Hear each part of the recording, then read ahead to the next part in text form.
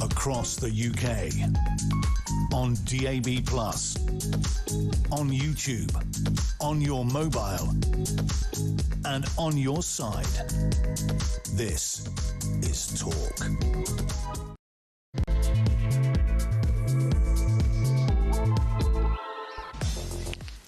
A very good evening to you. How are you doing? It's so nice to have your company. It's Phil Dave with you here on Talk until 1 o'clock tomorrow morning. And oh dear, do you know what I've just seen? I think, right, I'm hoping this is only in my little sort of screen here, but I think I've chosen badly when it comes to the old waistcoat, because there's a golden rule, right, in the world of telly, okay? And that is that you don't wear a very fine pattern, because otherwise it has a little sort of strobing effect. So I can only apologise now if my waistcoat does the impression of a disco ball. If you're watching this evening, I humbly apologise to you in advance. But anyway, this is Phil Dave with you one way or another through till 1 o'clock tomorrow morning here on the home of common sense. And my goodness me, what an absolute treat it is to be with you. I very much hope you will stick with me for the duration. And got a corker of a lineup for you, honestly. I'm telling you, sort of some of the stuff we've got coming up this evening you are not going to want to miss. It's some of the major subjects that we all love to talk about and love to discuss right here on Talk, and I absolutely want you to get involved in that conversation. So if you give us a call on 0344 499 1000, I absolutely promise you'll have your chance to say what you think. But what, I hear you cry, are we talking about? Well, we're obviously going to carry on the discussion that the marvellous Duncan Barks, and of course thank you to him for the last 3 hours, we're going to carry on his conversation about Harry and Meghan, or as I quite happily refer to them as Hardley and Migraine, because I simply cannot stand the way that they bang on about the way they are hounded by the press, and yet they are the biggest attention seekers on God's green earth. But one way or another, they're back in the UK.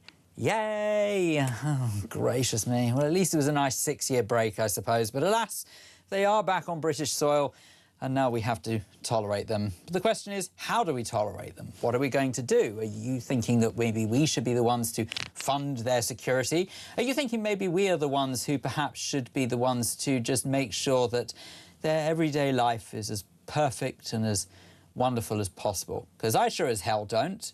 Sorry, I'm not happy they're back. I know there are some people, I've spoken to some people. I actually went to, for another reason actually, went to go and chat with some people outside Buckingham Palace a couple of days ago. And I asked them about that very question. I asked them whether or not they were pleased that Harry and Meghan was back. And it was really interesting mixed reaction, actually. There's some people who genuinely seemed quite pleased at the prospect that the Ginger Whinger and his pain in the proverbial wife was back in the UK. And yet, I said, I don't understand how. You know, you're talking about a couple who have denigrated the royal family, who apparently everyone who goes to Buckingham Palace when they're standing outside, it's a fairly strong chance they must be royalists, right? So how can they possibly tolerate the idea of this cretinous couple attacking the very family that they've come to see the most famous royal residence on the planet for? But there was a mixed reaction. Some of them were quite pleased and some of them said, yes, it's a good thing. And I'm sorry, I just don't.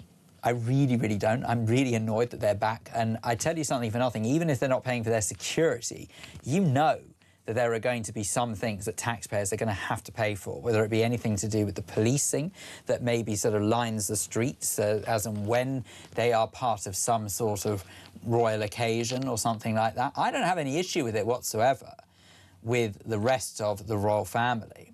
But I'm afraid when it comes to those two, nah, I'm just not buying into it. But what say you? 0344 499 1000. Should we be paying for Harry and Meghan's security? Maybe I'm being completely and utterly unfair. And maybe I'm just, well, how can I put it? Maybe I'm just being a bit Well, unreasonable. Because what do I know? I don't know what it's like to be sort of caught up in a storm like that and at the centre of the press attention. But one way or another, I stand by it. I think that this country's got more than enough to pay for. We absolutely don't need to spend money on them as well. 0344 499 1000 is the telephone number to speak to us and have your say.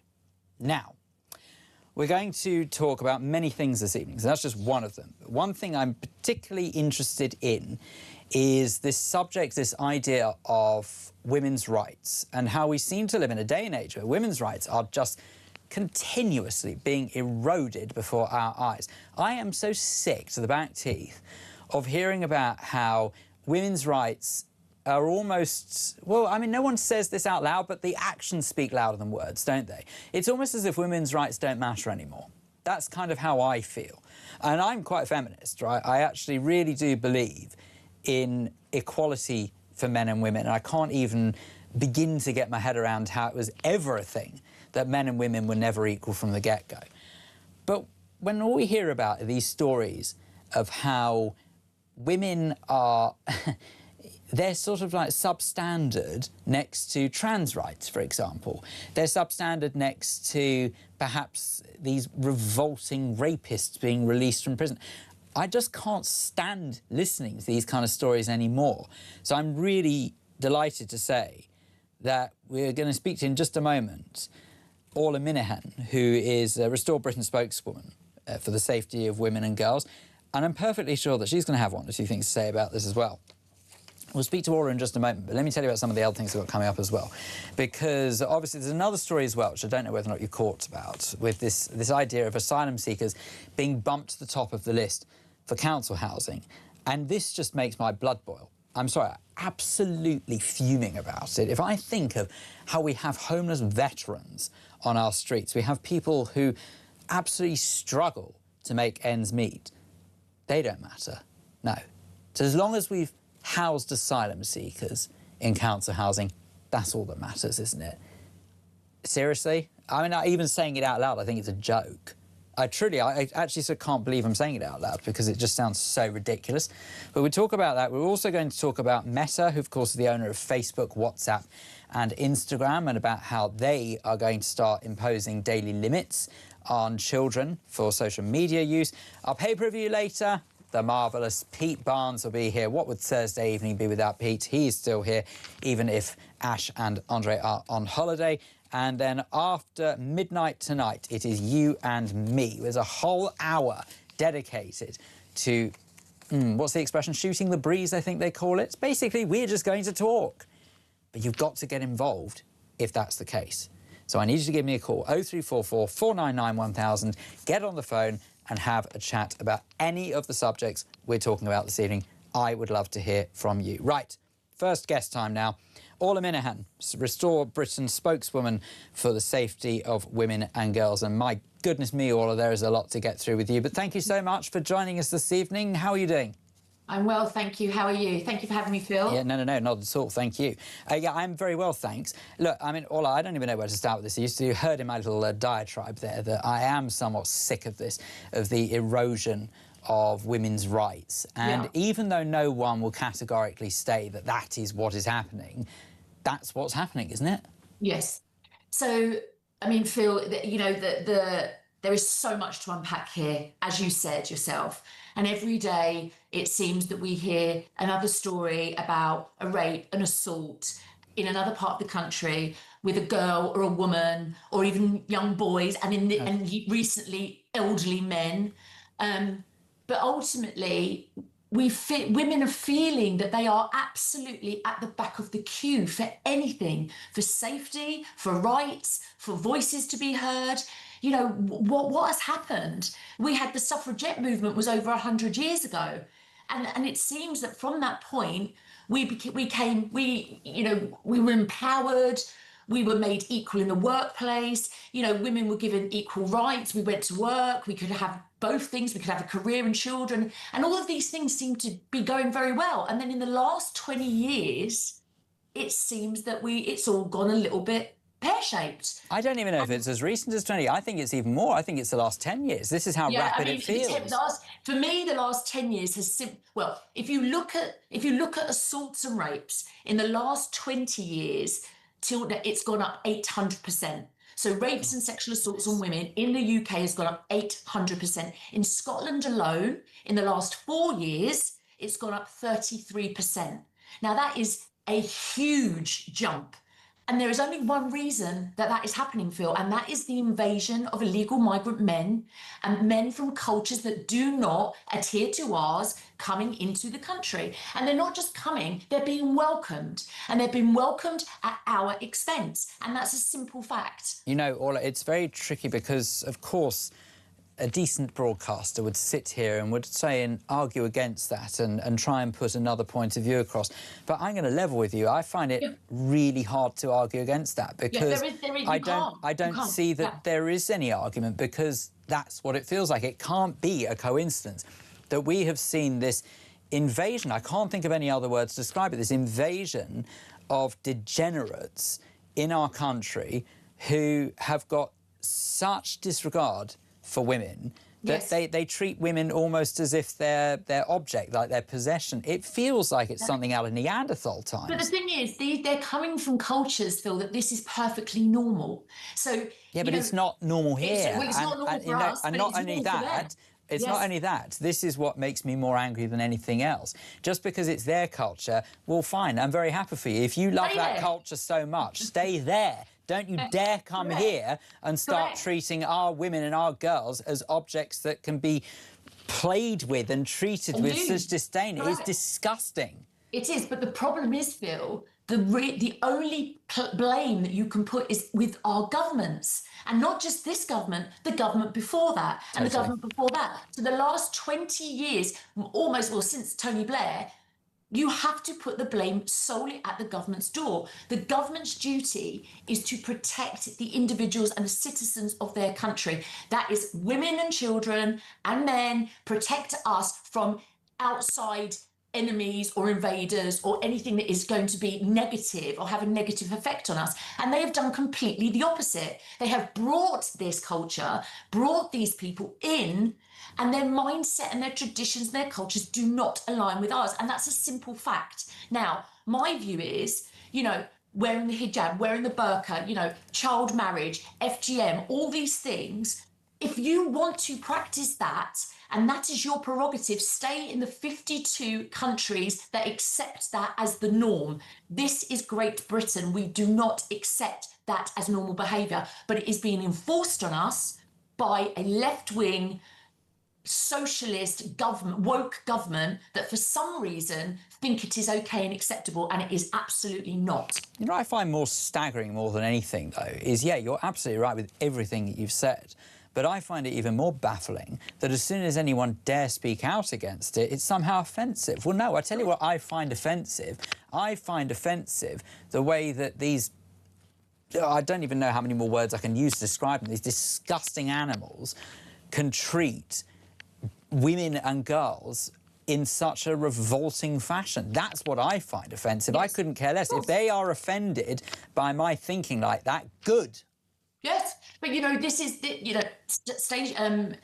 stations, media stations like yourself and some of the right-wing media stations feel the same way as we do. We are normal, patriotic British people that have been brought up with Christian values and a certain way of thinking, with equal views of how women and girls should be treated. The left-wing media, the BBC, Sky News, or Sly News as we prefer to call them, they have got a very different way of looking at this, and they're spinning a narrative which is almost referring to white women, white British women mainly, as far-right agitators. Now, Sky did a documentary the other day, I don't know if you saw it, where they accused us, and not just women in the UK. I know what you're going to say, Orla. I'm going to ask you to press the pause button for 2 seconds there, because we do have to take a break, but I want to get into this. So I know exactly what you're going to say, and if you want to find out what Orla's going to say, you just have to stick with us, because coming up, more from Orla. This is Phil Dave, this is Talk.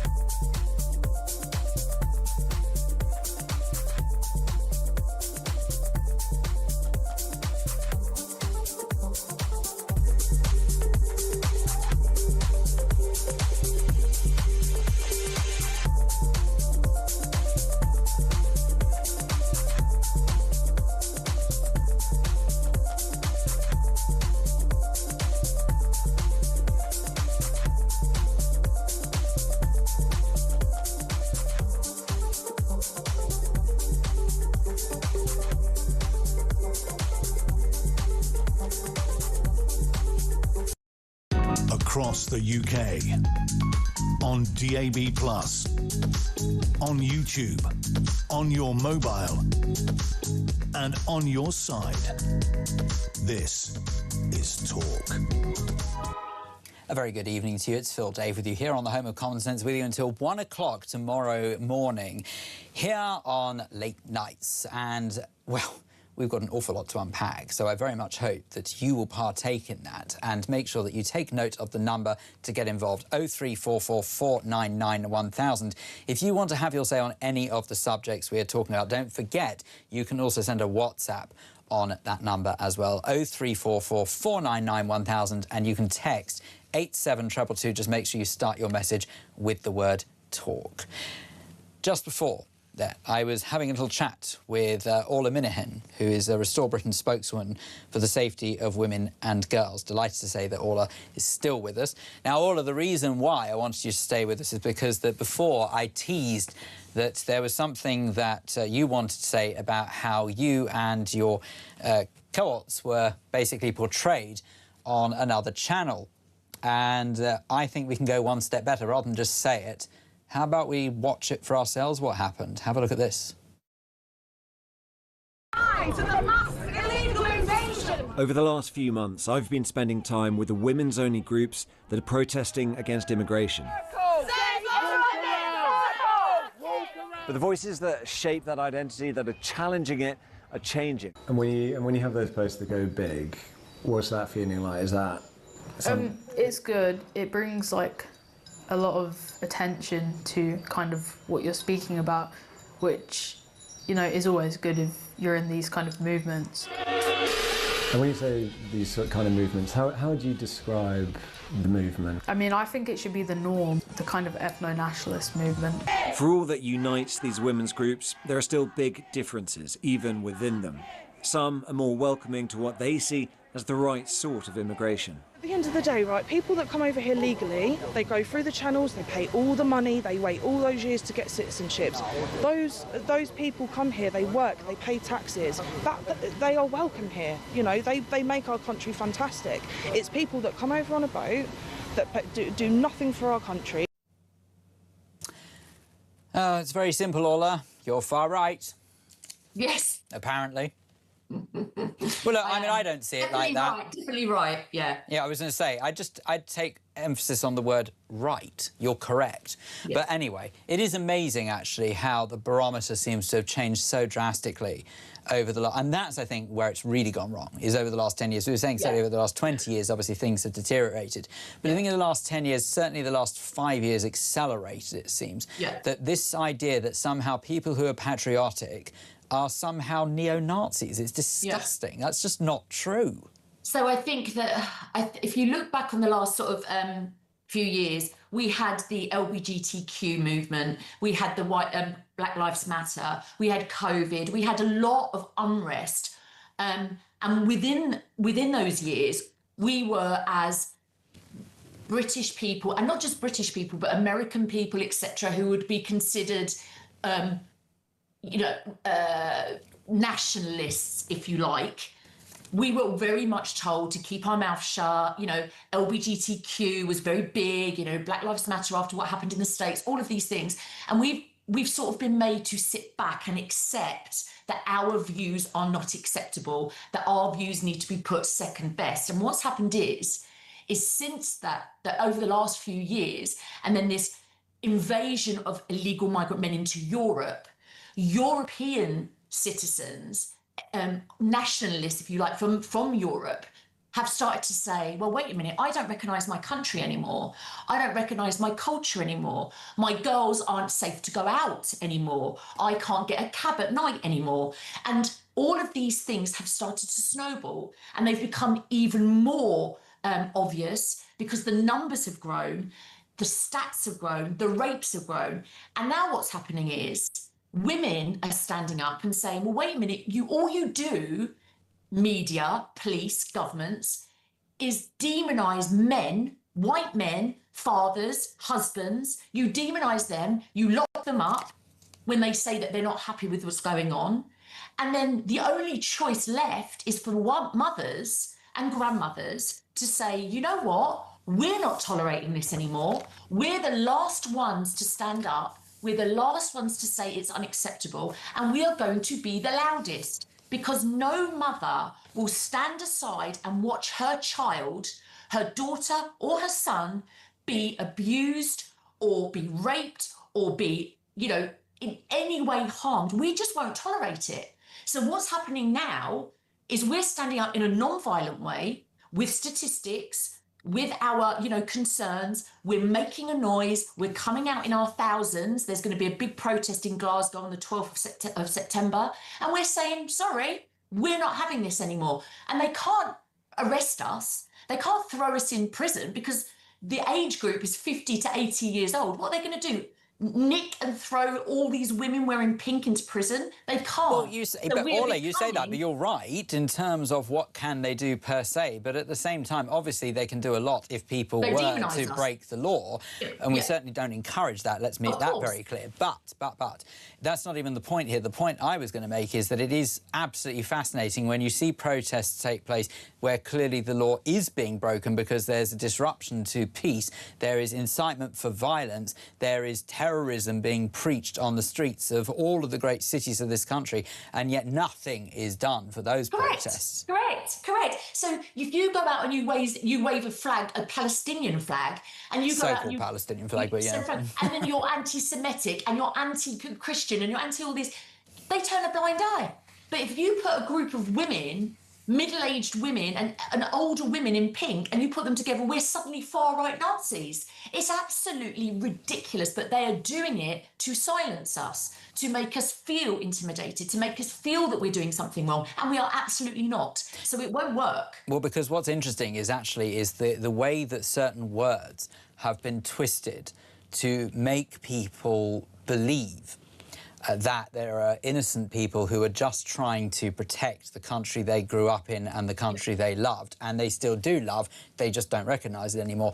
Those words are being used to make, I'm going to say, gullible people believe that somehow they are the enemy. No, they're not the enemy. You're not the enemy to stand up for your country. Who in their right mind says that people who are standing up for their country is somehow an enemy? No, who the enemy is are those who are coming over here and trying to reorganise the country and rearrange it and change it and actually ultimately destroy the face of it. They are the enemy. Correct.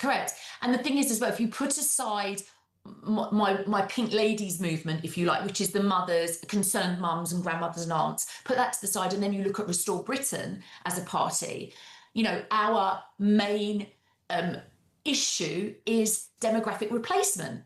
And that is not saying that many people have got different views, but ultimately every group of people, every nationality has a right to their own homeland.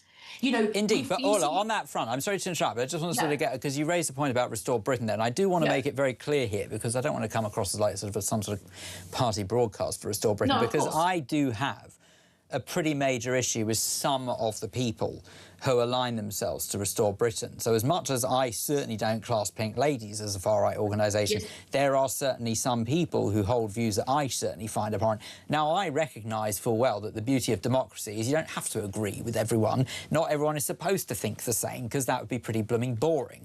But at the same time, when you've got individuals who basically as good as spout what I believe to be anti-Semitic, racist views, that's not a good look for the party either, and I'm sure you'd like to distance yourself from those individuals who are associated with Restore, surely.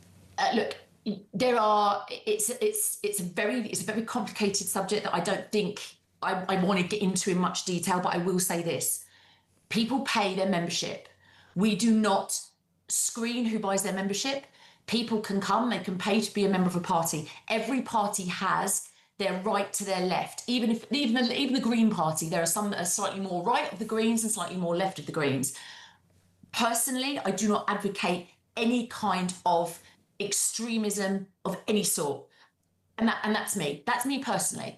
I am with Restore Britain because I believe that they are looking to put the British people first. They are looking to restore Britain back to some kind of civility and some kind of law and order, with a justice, with equal justice, with get rid of the two-tier policing, all of these things, and just make Britain a decent place for tax-paying, law-abiding citizens. That's why I'm with them. I cannot comment on views that other people hold. That's down to them. Can't comment on those views, but surely you would like to distance yourself and make it very clear that you don't necessarily support some of those views, surely.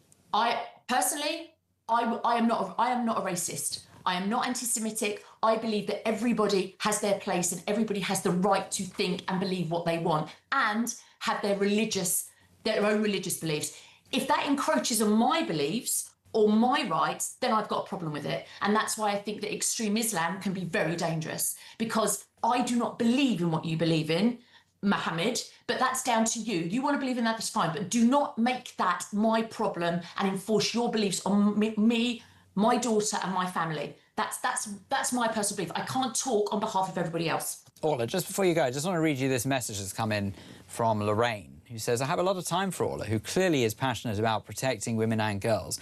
However, I am extremely concerned at the level of verbal and sexualised aggression from Restore UK members and supporters towards any women who may see fit, as is their right, to criticise Restore.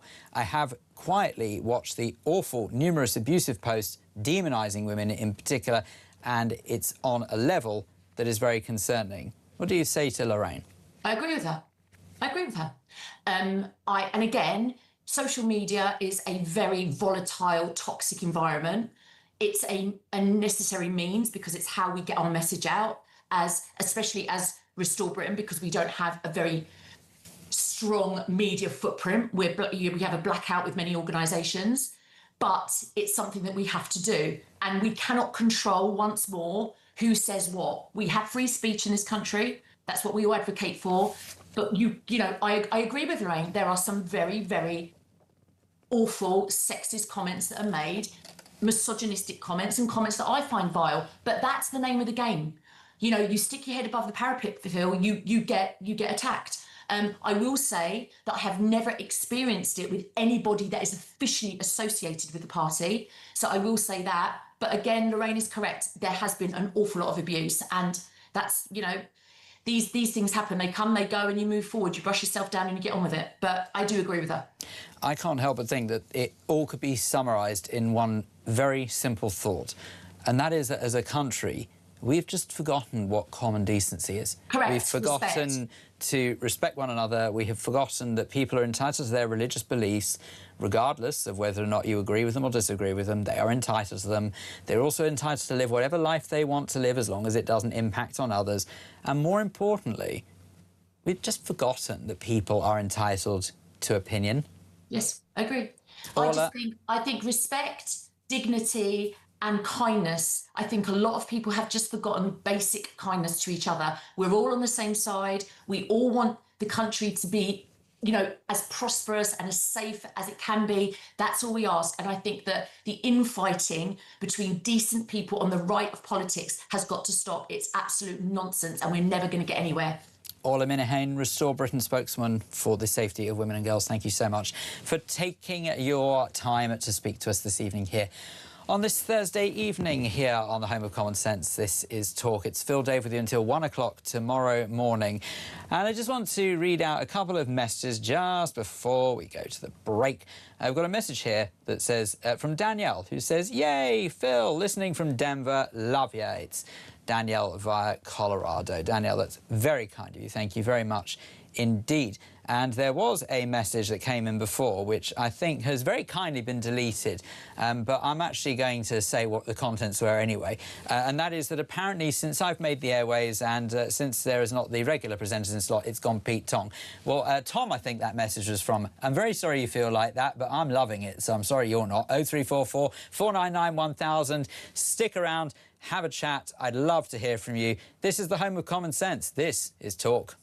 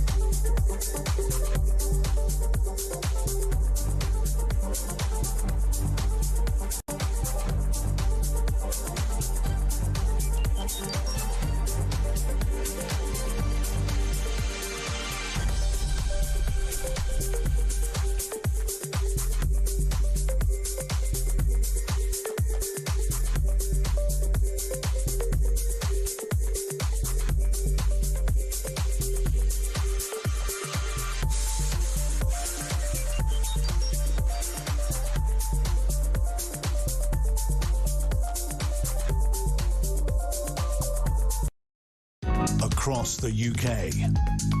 On DAB+, on YouTube, on your mobile, and on your side. This is Talk. This is Talk, the home of common sense. A very good evening to you. It's Phil Dave with you until 1 o'clock tomorrow morning. And what a treat to have your company. Thank you very much indeed for choosing us for your Thursday evening. And speaking of choosing us for Thursday evening, I'm utterly delighted to say that joining me in the studio now is Jess Kane, who's a political commentator, who's here to talk about some of the stories that I know are going to rub you up as much as they have rubbed me up. So, Good Jess, evening. it's a great pleasure to have you. Thank you so much for joining us this evening. I'm going to jump straight into this because there's a lot to get through with you, and one in particular that has really, I mean, I don't want to use an Americanism, but grinded my gears. I love that term, ground my gears, love it. I don't completely love it, but I do find it appropriate for this, is the news that asylum seekers being bumped to the top of council housing lists. This is what this is anyway. Edinburgh Council apparently has been prioritising some homeless asylum seekers for social housing under a policy introduced in April 25.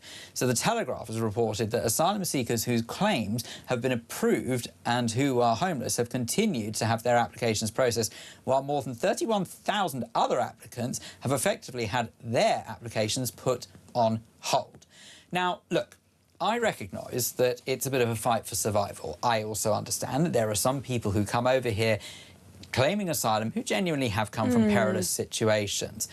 But at the same time, I will never, ever excuse it at the expense of British people who are being made to wait, and their lives have been put on hold, and they've just been caused untold misery because our council seem to prioritise people who have, well, at best invaded this country, at worst mean as harm. No connection here whatsoever. Yeah. Yet you've got people who genuinely require help. Social housing is for people who can't afford to live in private accommodation, or they've got special circumstances and they're being pushed to the bottom of the list. Look, this is precisely why Reform UK have come up with a policy that will promote British people to the front of the list. This is exactly why, when you've got tomfoolery like this happening in our borders, I just think it's a total disgrace, personally. And what I particularly dislike about it is that at a point that even if the individuals who are from this country have not contributed much to society, and I'm not tarring everyone with the same brush before anyone writes in, but let's just say hypothetically, right, that they've contributed nothing to society. The fact is that their ancestors more than likely would have done. Quite right. So when you look at it like that and say that at the very least they have ancestors who paid into the tax system, but at the very worst they've paid into the tax system, fallen on hard times, and they still don't take priority. Well, I think we also need to remind ourselves it is actually quite difficult to get onto the social housing register nowadays as a British citizen. You've got to be a single mother, pregnant, you've got to be really unable to afford private accommodation. You know, if you go to speak to local council, they will try to house you in private accommodation first. That's interesting. I didn't know that. Social, yeah, so I was brought up in foster care, so when you leave care, you are entitled to social housing, which I was. So I was put onto a social housing list when I left care at 18, and it was backdated to when I was 16. And all these people went before me, even though technically I was probably the most vulnerable as a care leaver, right? But because it is preferential, you know, you will have people who are asylum seekers who are able to claim before you, and this isn't a new thing. It's been going on for years and years and years. I know that for a fact because I've experienced it myself. People getting ahead of me, people getting ahead of my family as well. My half sister, she lives in social housing too, and well, actually, you know what we could look at as well is look at the situations with the HMOs. Okay, we hear all the time about asylum seekers being moved out of hotels and being put into houses of multiple occupation. But of course, by doing that, what they're actually doing is further depriving British citizens inhumane living conditions as well, who need housing. It's absolutely unfathomable. Who in their right mind thinks that putting people who have come from overseas and I'm not, by the way, I'm talking about primarily illegally here, by the way. Let me be really clear on this. I am all for migration. I'd be an absolute hypocrite if I wasn't. I have said this many, many times on this station before. I am the son of an immigrant. I am the grandchild of immigrants. So make no mistake, I'm all for it. But what I'm not in favour of is saying that someone who breaks into the country illegally with no is skills somehow bumped to the top of the list for social housing over individuals who have possibly fallen on hard times, who need their country of birth, help. It's just so wrong. I completely agree with you, and for me it just disgusts me that British citizens, who are desperate for housing, by the way, are being ignored and left. And these housing lists, they can go up to 10 years, you know. If you are on a London social housing list, they will try to house you elsewhere, for example, Birmingham or Manchester or Nottingham. They will try and house you elsewhere because London social housing is so scarce. So it's even more of an insult because imagine you're Cockney, for example, and both your parents, your grandparents are Cockney as well. You've fallen on hard times. You've asked the council for help, and they've said after 10 years of waiting, oh, we'll move you to Birmingham, but an asylum seeker who's come here illegally with no skills whatsoever, he's entitled to social housing, even if it's in a HMO, before you, as a British citizen who's been paying taxes all your life, or at least your ancestors have been. I just find it absolutely deplorable. I can't comprehend it. I can't, because there's nothing about it that makes sense to me. Truly, there's nothing. Because at the very least, good economics would say, right, what am I getting for my money? OK, let's put this down to money, shall we? Just take the humanity out of it for a second. If you were to say, for my investment, what am I getting by putting an individual like that into social housing? And if the answer is nothing, then why are you doing it? Why are you spending the money? Now, if you were to house someone who maybe has British ancestry, who has had their family pay into that tax system and at the very least contributed towards having to use state funding to house them, potentially gives them the leg up to, if you like, get back into the jobs market because they'd have a place to live, and actually means that we could then start to narrow the gap between the unemployed and the employed. Doesn't that tell you that's what we should be prioritising? Anyway, look, do you know what? We've spoken about that enough, only because I want to get your views as well, by the way. 0344 499 1000. It's just because there are a couple of other stories I'd love to speak to you about. We've got so much to get through. This one, again, another one that makes me sick. But anyway, Oxford University has changed its rules on toilets and changing facilities, hurrah, so that transgender people are required to use facilities corresponding to their biological sex at birth. Hallelujah. But apparently, Oxford staff and students rebel over single-sex space rules. The change follows updated guidance from the Equality and Human Rights Commission, the EHRC, issued after the Supreme Court ruling last year that interpreted women and sex in equality law as referring to biological sex. Again, quite rightly so. But 330 Oxford students and staff have signed an open letter opposing the change. These are supposed to be educated people. Utter woke nonsense. I'm sorry to say that, but it is utter woke nonsense. You would expect better from the teachers, right? You would. Well, and yet especially at Oxford, given that if you consider that Oxford is supposedly one of the finest educational institutions, not even in the country, in the world. I'm sorry, but I genuinely think that all universities, at least in this country, have been overtaken by a left-wing woke virus. And I'm really sorry to say that because I greatly admire Oxford and Cambridge and Durham, whatever, yet they have been totally overtaken by left-wing mania. I'm not so sure I admire Cambridge recently, but let's not dwell on that too much. Well, it's historical institutions, right? Well, look, I think the problem you've got is actually, let's look at the bigger picture here. Now, I'm not one for conspiracy theory. Truly, I'm not. I don't like it at all. I believe, first and foremost, in hard evidence. But I would suggest that the hard evidence, to me, says that with what is happening to some of these educational institutions, God help us if these are the leaders of tomorrow. That's what's worrying me, and that's what the evidence is. Got one more story just to throw your way, just before we have to, technically speaking, bid you adieu, which is a terrible shame. Actually, no, do you know what? I'm overruling. Stick around. You know, we can keep you. But anyway, if you, only if you want. I would love to stay. But let's have a look at this story quickly, because we're going to move on after the break. But there is worse to come. says this headline here: households are warned as energy bills set to hit three-year high this autumn. So energy bills are set to reach a three-year high this autumn, adding fresh pressure to households and the government's cost of living agenda. Ofgem has raised the energy price cap by 4% from October, following a rise in wholesale gas prices linked to the Iran conflict. Bunkum. Stop using conflicts around the world as an excuse to make more money out of us. What do you think we are? Idiots? We see right through you. You're literally using this as an excuse to charge us more money. Where is critical mass? Exactly. And do you know what? This really annoys me because, look, I have a studio flat, and do you know how much I pay at the moment for my bills? I pay £96 a month for gas and lecky. That is outrageous. That's for a studio flat, so for a bedroom and a kitchen.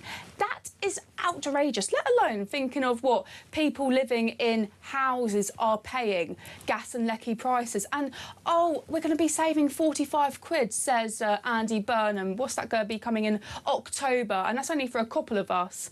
It's just an absolute malarkey. You know, what are they doing here? I'm honestly, I don't know how many more times that we have to cover these kind of stories on Talk before someone will turn around and they will say enough is enough. And I don't even know how enough is enough presents itself, to be honest, because I would never, ever advocate violence in all my living days. I certainly don't ever want to see people take to the streets and rioting, because I don't agree with that. I don't like that. But at the same time, I understand why people are that level of frustrated. You know, because, I mean, in my bills, I'm quite lucky in the sense that I live in quite a new build property. So allegedly, it's quite cheaper, energy efficient. Right? But you could afford me with the mortgage. But I mean, yes, certainly the bills, the utilities are cheaper. But even then, as I consider a one-bedroom flat, paying around £80 a month for water and electricity is quite a lot. But the fact that you've got a studio apartment being charged £90 a month for your utilities makes me sick. And I'm barely home as well. Well, Jess, all I can say is don't go anywhere, because I want you to stick around with us, because we're going to get your reaction as well to this, because coming up in just a moment, we're going to be speaking about Meta, of course, the parent company behind WhatsApp, Instagram and Facebook, imposing daily limits on child usage of their sites, and they've been forced to pay $17 billion in a settlement claims, and it's apparently claims it deliberately got youngsters hooked on social media platforms, something I feel very strongly about. Delighted to say that we'll also be joined by Dr. Sanjeev Nichani right after this. Dr. Sanjeev Nichani, OBE. I do beg your pardon. I'm sorry, it's just because I don't have any letters after my name. But anyway, we will be speaking to Dr. Sanjeev right after this. This is Talk.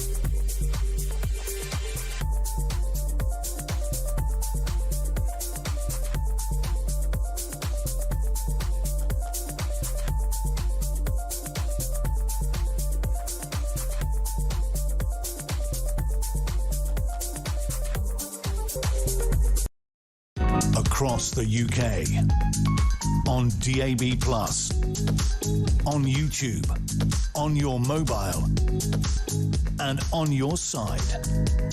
This is Talk. This is indeed Talk. A very good evening to you. Phil Dave with you here until 1 o'clock tomorrow morning. Thank you for sticking around with the home of common sense. It is very much appreciated, and it's always lovely to have your company here on Talk. So, going to change direction slightly because there is a subject that I feel very strongly about, and I really want to get your thoughts on this. 0344 499 1000. Meta, who is the parent company of Facebook, Instagram and WhatsApp, will impose daily limits on child Instagram users, and they will pay $17 billion to settle claims that it deliberately got youngsters hooked on its social media platforms. To discuss this is consultant paediatrician at East Midlands Heart Centre and Leicester's Children's Hospital. That is Dr. Sanjeev Nichani, OBE.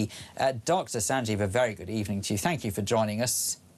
My pleasure. Thanks for asking me. Now, look, I have to ask you, because obviously I'm sure that in your professional capacity, you must see the impact that social media has on the young. Can you just talk about some of the things that you've seen and maybe share some of your concerns over this? Yes, I've been horrified by what social media, or what I call anti-social media, is doing to our children and young people. In the early years, because children are spending too much time on devices, there is language communication problems, posture problems, mobility problems, and going forward into teenage years. Just this evening, I saw a teenage girl of 15 who is getting severe headaches each and every day because she's spending 4 or 6 hours on toxic social media. In addition, she's not sleeping properly, her grades have dropped, she's disconnected from the family, and is absolutely awful. And because of what I'm seeing, I've coined the term the screendemic, which describes exactly the toxic poison effects of smartphones and social media on children and young people.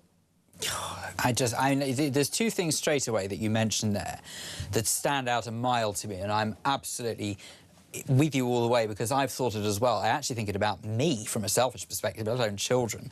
Posture problems you mentioned, and in particular, I'm a bit ridiculous really, because I've always had neck problems for as long as I can remember, and without wanting to bore anyone too much, it's because I've got 3 fused vertebrates. So as a result of it, my neck doesn't move in quite the way that most people's necks move. But yet, it still doesn't stop me looking down at a screen. Now, I have to say, it's nothing to do with social media, because I am very anti-social media. I don't use it at all. I'm completely and utterly off it, and it's one of the best decisions I ever made. But I do wonder, when children are in their development stage of life and they're constantly looking down at a device, are we genuinely, I'm not being flippant here, are we going to have an entire generation of people who are basically hunched back? Yeah, there's something called tech neck. That's a well-known entity. And if you talk to physiotherapists who care for children, they're saying exactly that. They're having lots of back problems, posture problems, and a whole variety. We've already discussed some of them. So it affects the entire physical and mental well-being of a child and a teenager. And it hasn't been highlighted enough. This sort of lawsuit, as far as I'm concerned, they've got off the hook. You know, $17 billion is supposed to be paid over 10 years. $17 billion is 26 days of revenue. It's a drop in the ocean for these people. Well, the other thing, of course, that we should remember is that they've not paid this out of the goodness of their hearts. They've paid them, but let's be honest, in the absence of anyone from Meta to answer for themselves, I don't want to attack them per se, but let's be honest, they're doing this because they've got caught. It's nothing to do with them thinking that there's something morally wrong here. And what I personally have to say is that I actually don't blame tech giants for thinking in that way. I blame governments around the world who have ultimately let this screendemic, as you quite rightly call it, take place. Because why? Why would anyone impose fines or sanctions upon themselves if the sky is the limit and they can make continuous profit at the expense of individuals, regardless of what their age is, by feeding them addictive nonsense content? Why wouldn't they do that? I blame governments. Yeah, governments obviously have a role to play. I completely agree with you. And apart from Australia, not many other governments have taken a stand. We are promised that the UK government will. Well, let's see. So far, it's all talk. But I don't think we should let the big tech companies off the hook. It's all right to be obscenely rich. It's not okay to be morally bankrupt, in my opinion. And they know exactly what it's doing to children and young people. And that is just unethical. And of course, they've paid out this money because it's very clear that the internal memos that have been circulating, which is now have been made public are very incriminating. So there's no running away from this. So they've settled out of court. But there's a whole host of lawsuits waiting to be dealt with, and I think this is just the beginning of the story, the big tobacco moment. Yes, there's a lot of people who refer to it as tobacco moment. I just want to bring back into the conversation political commentator Jess Kane, who is also here in the studio with me, Dr. Sanjeev. Jess, obviously, you've heard what Dr. Sanjeev has said there. Hi. You've been nodding quite a lot. You can speak to him down that camera there. He'll be able to see you that way. But yeah, you've nodded along quite a lot with what he said. What do you make of this story? Because I've just... the whole thing I find bizarre that we've actually allowed social media to get as out of hand as we have. So look, I think I've got quite an unpopular opinion here, but I don't really care. Look, I'm 25, I'm going to be 26 next month. I grew up with social media, and I can say from the bottom of my heart, it has done so much damage to my generation. I had Facebook when I was like, what, 8 years old, even though you wasn't supposed to have it until you was 13, because there was no checks. Say, we don't condone that, by the way. So. But, you know, like, people my age were on social media at a very young age, very impressionable age, and there was no sort of compliance checks back then. This was the Wild West, and it has done a lot of damage to children's mental health, in my opinion. I can think of multiple instances. You know, you've had fan mania also get out of hand on social media, which has damaged girls and boys in schools. I remember when Justin Bieber, back in 2013, I was a believer, and there were... You did not just say that on talk. I was a believer, I was, when I was 13. Of course I was. I was obsessed with him. And I can't remember what it was that happened, but all of these girls, it was a real big trend. They were cutting themselves on the wrist. No, I mean, it's disgusting, and we hear some pretty abhorrent examples of how social media has ultimately cost young lives, Dr. Sanjeev. Look, I just want to say, just before we let you go, can I get your thoughts on, maybe there are some parents listening to this who are deeply concerned by what social media is doing to their children. Is there any advice you can give to them, or anything that you can say, that any pointers that maybe they should be looking out for before they should really be concerned by what's happening to them? What would you say? Well, I even this evening in clinic, I said to a teenager and her father, as far as I'm concerned, my clinical opinion, and for the researchers telling me, social media is actually anti-social media due to its effects, and it's poisonous. I agree. Now, for teenagers, and there are many children and teenagers who are addicted to social media, and what I mean by that is who spend 4 to 6 hours each and every day and more on weekends. I would say to parents, first of all, you need to lead by example. Secondly, there is a mountain of evidence talking about the deleterious effects of social media and smartphones on children's brains. And now that we have this information, which has only come to light in the last 2 or 3 years, it is the time to act. That act is not going to be easy. It's going to be very tough. And you have to do things slowly. You can't cold turkey an addict in another form of life. Therefore, you have to reduce the amount of social media your child and smartphone use over a period of time. There will be major battles. It's going to take a long time, but it is in their best interests. Otherwise, allowing them to carry on this trajectory is going to potentially jeopardize their future prospects. And I'm not being melodramatic about No, you know what? I don't think you are at all. I couldn't agree with you more if I tried. Dr. Sanjeev Nichani, OBE, thank you so much for taking the time to speak to us about this subject this evening. Jess Kane is also in the studio, political commentator. I think you're sticking with us, aren't you? Right, there you go. You see, we've made her so comfortable she don't want to leave. But coming up after this, we're going to be joined by the sensational Pete Barnes as well. So the political strategist extraordinaire himself will be here. I'm sure he's got an awful lot to say on the day's news. I hope you will stick with us. This is Talk.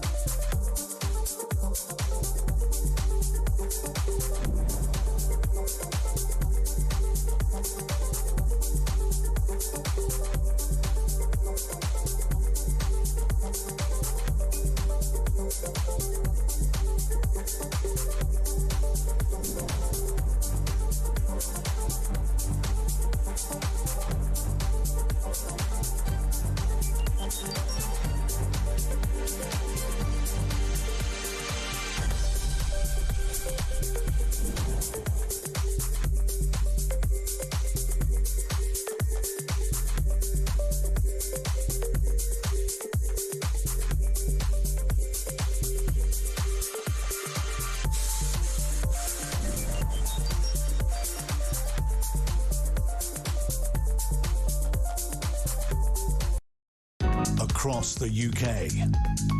On DAB+, on YouTube, on your mobile, and on your side. This is Talk.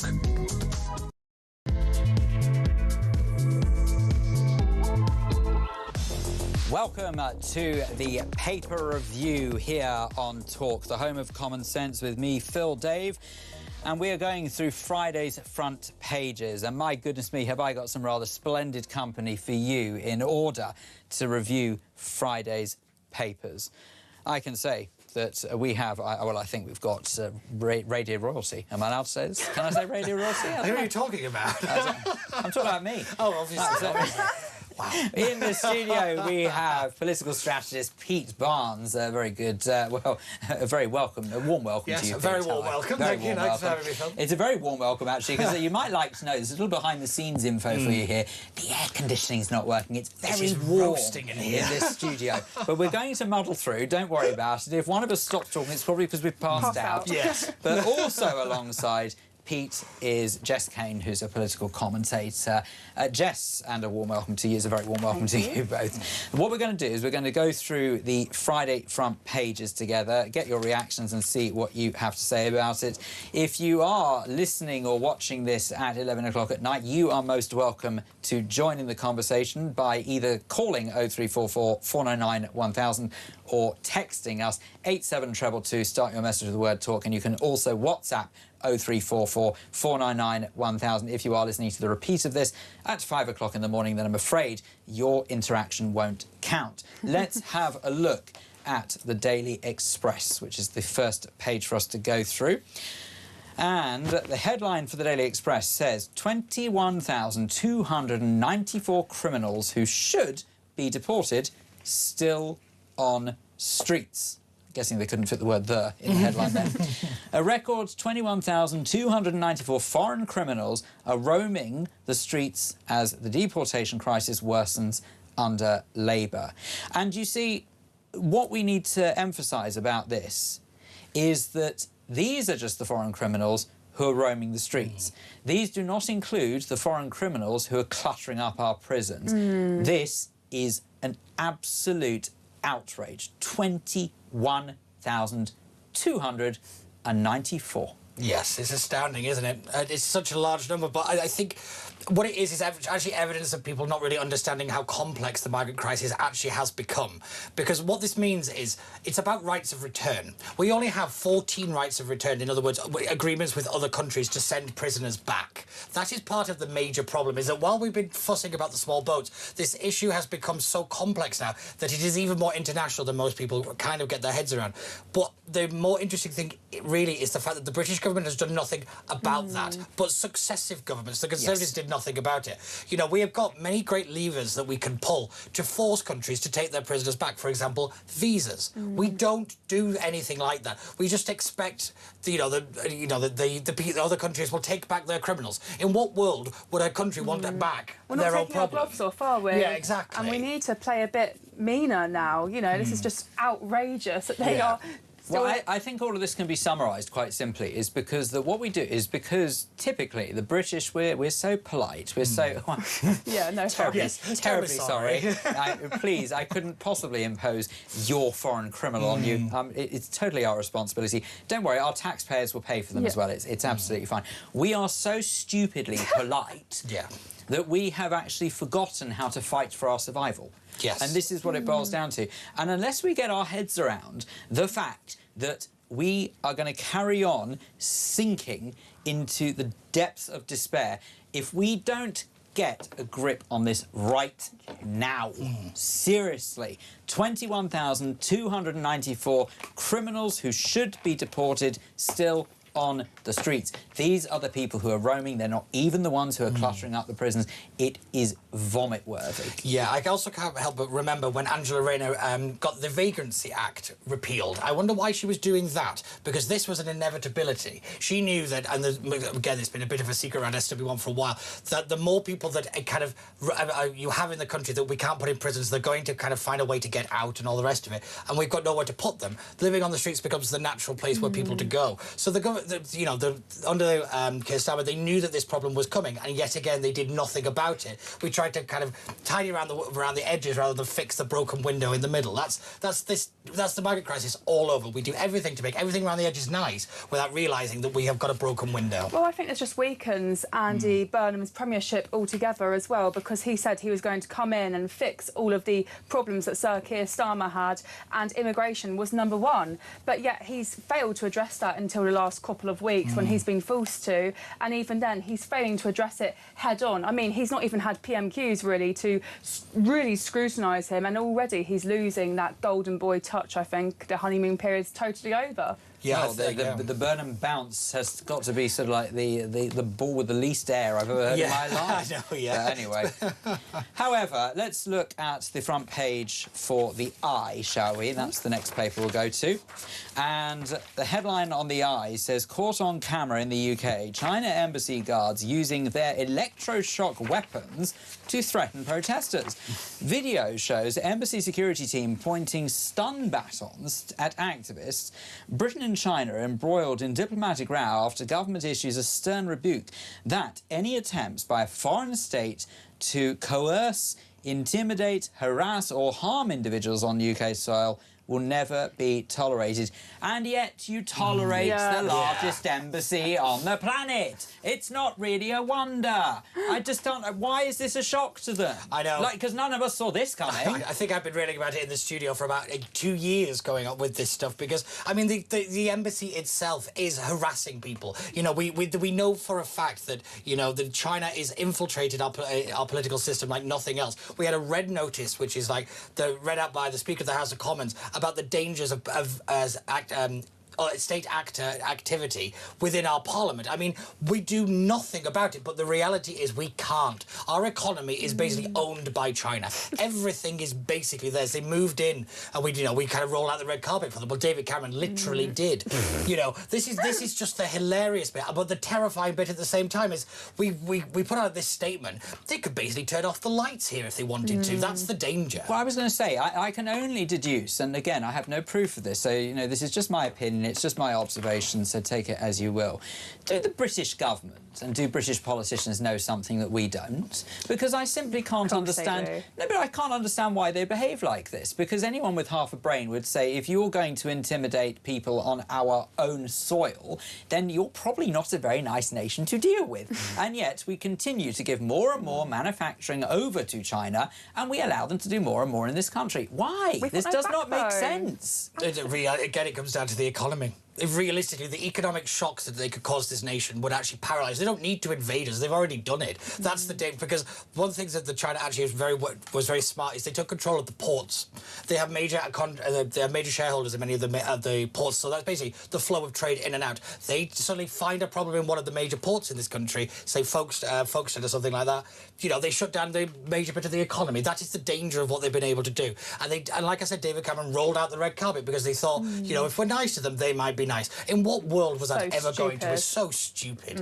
I mean, you know, we've had MPs kind of threatened, our members of Parliament threatened by a foreign actor, and we went, please don't. We wrote them a nice letter. I mean, we have to grow a backbone, but I realistically at this point, I have no idea how even anybody in the West, you know, because it's not just a problem for Britain. You know, France and Germany have got the same thing. How actually they can fight back against China unless we all do it together. Has the West fallen, in all seriousness? Do you think there is... Oh, it fell decades ago. 100%. Decades ago. We're a shell of our former selves, you know. My nan... You speak for yourself, but yeah, as a country. We are, no. My nan, you know, I hate to sort of say, oh, yeah, my nan, whatever, but, you know, she has memories of this great country with patriotism and, you know, so many booming industries, and look where we are now. We're on our knees, and everyone can say that. I think whatever's lower than our knees, that's where we are. But anyway, there's a message here from another Pete, by the way, who says, aye, Phil. Oh. I don't think has anyone ever said that to you in your life. I was going to say, that's quite extraordinary, to be perfectly honest with you. It's even more extraordinary to go on to read that the big shaggy thing on holiday. I think what you refer to is Asha Gould, who would normally front. Yes, you're quite right. Asha is indeed on a very well-earned break this week, so I can only apologise that you're having to tolerate me instead.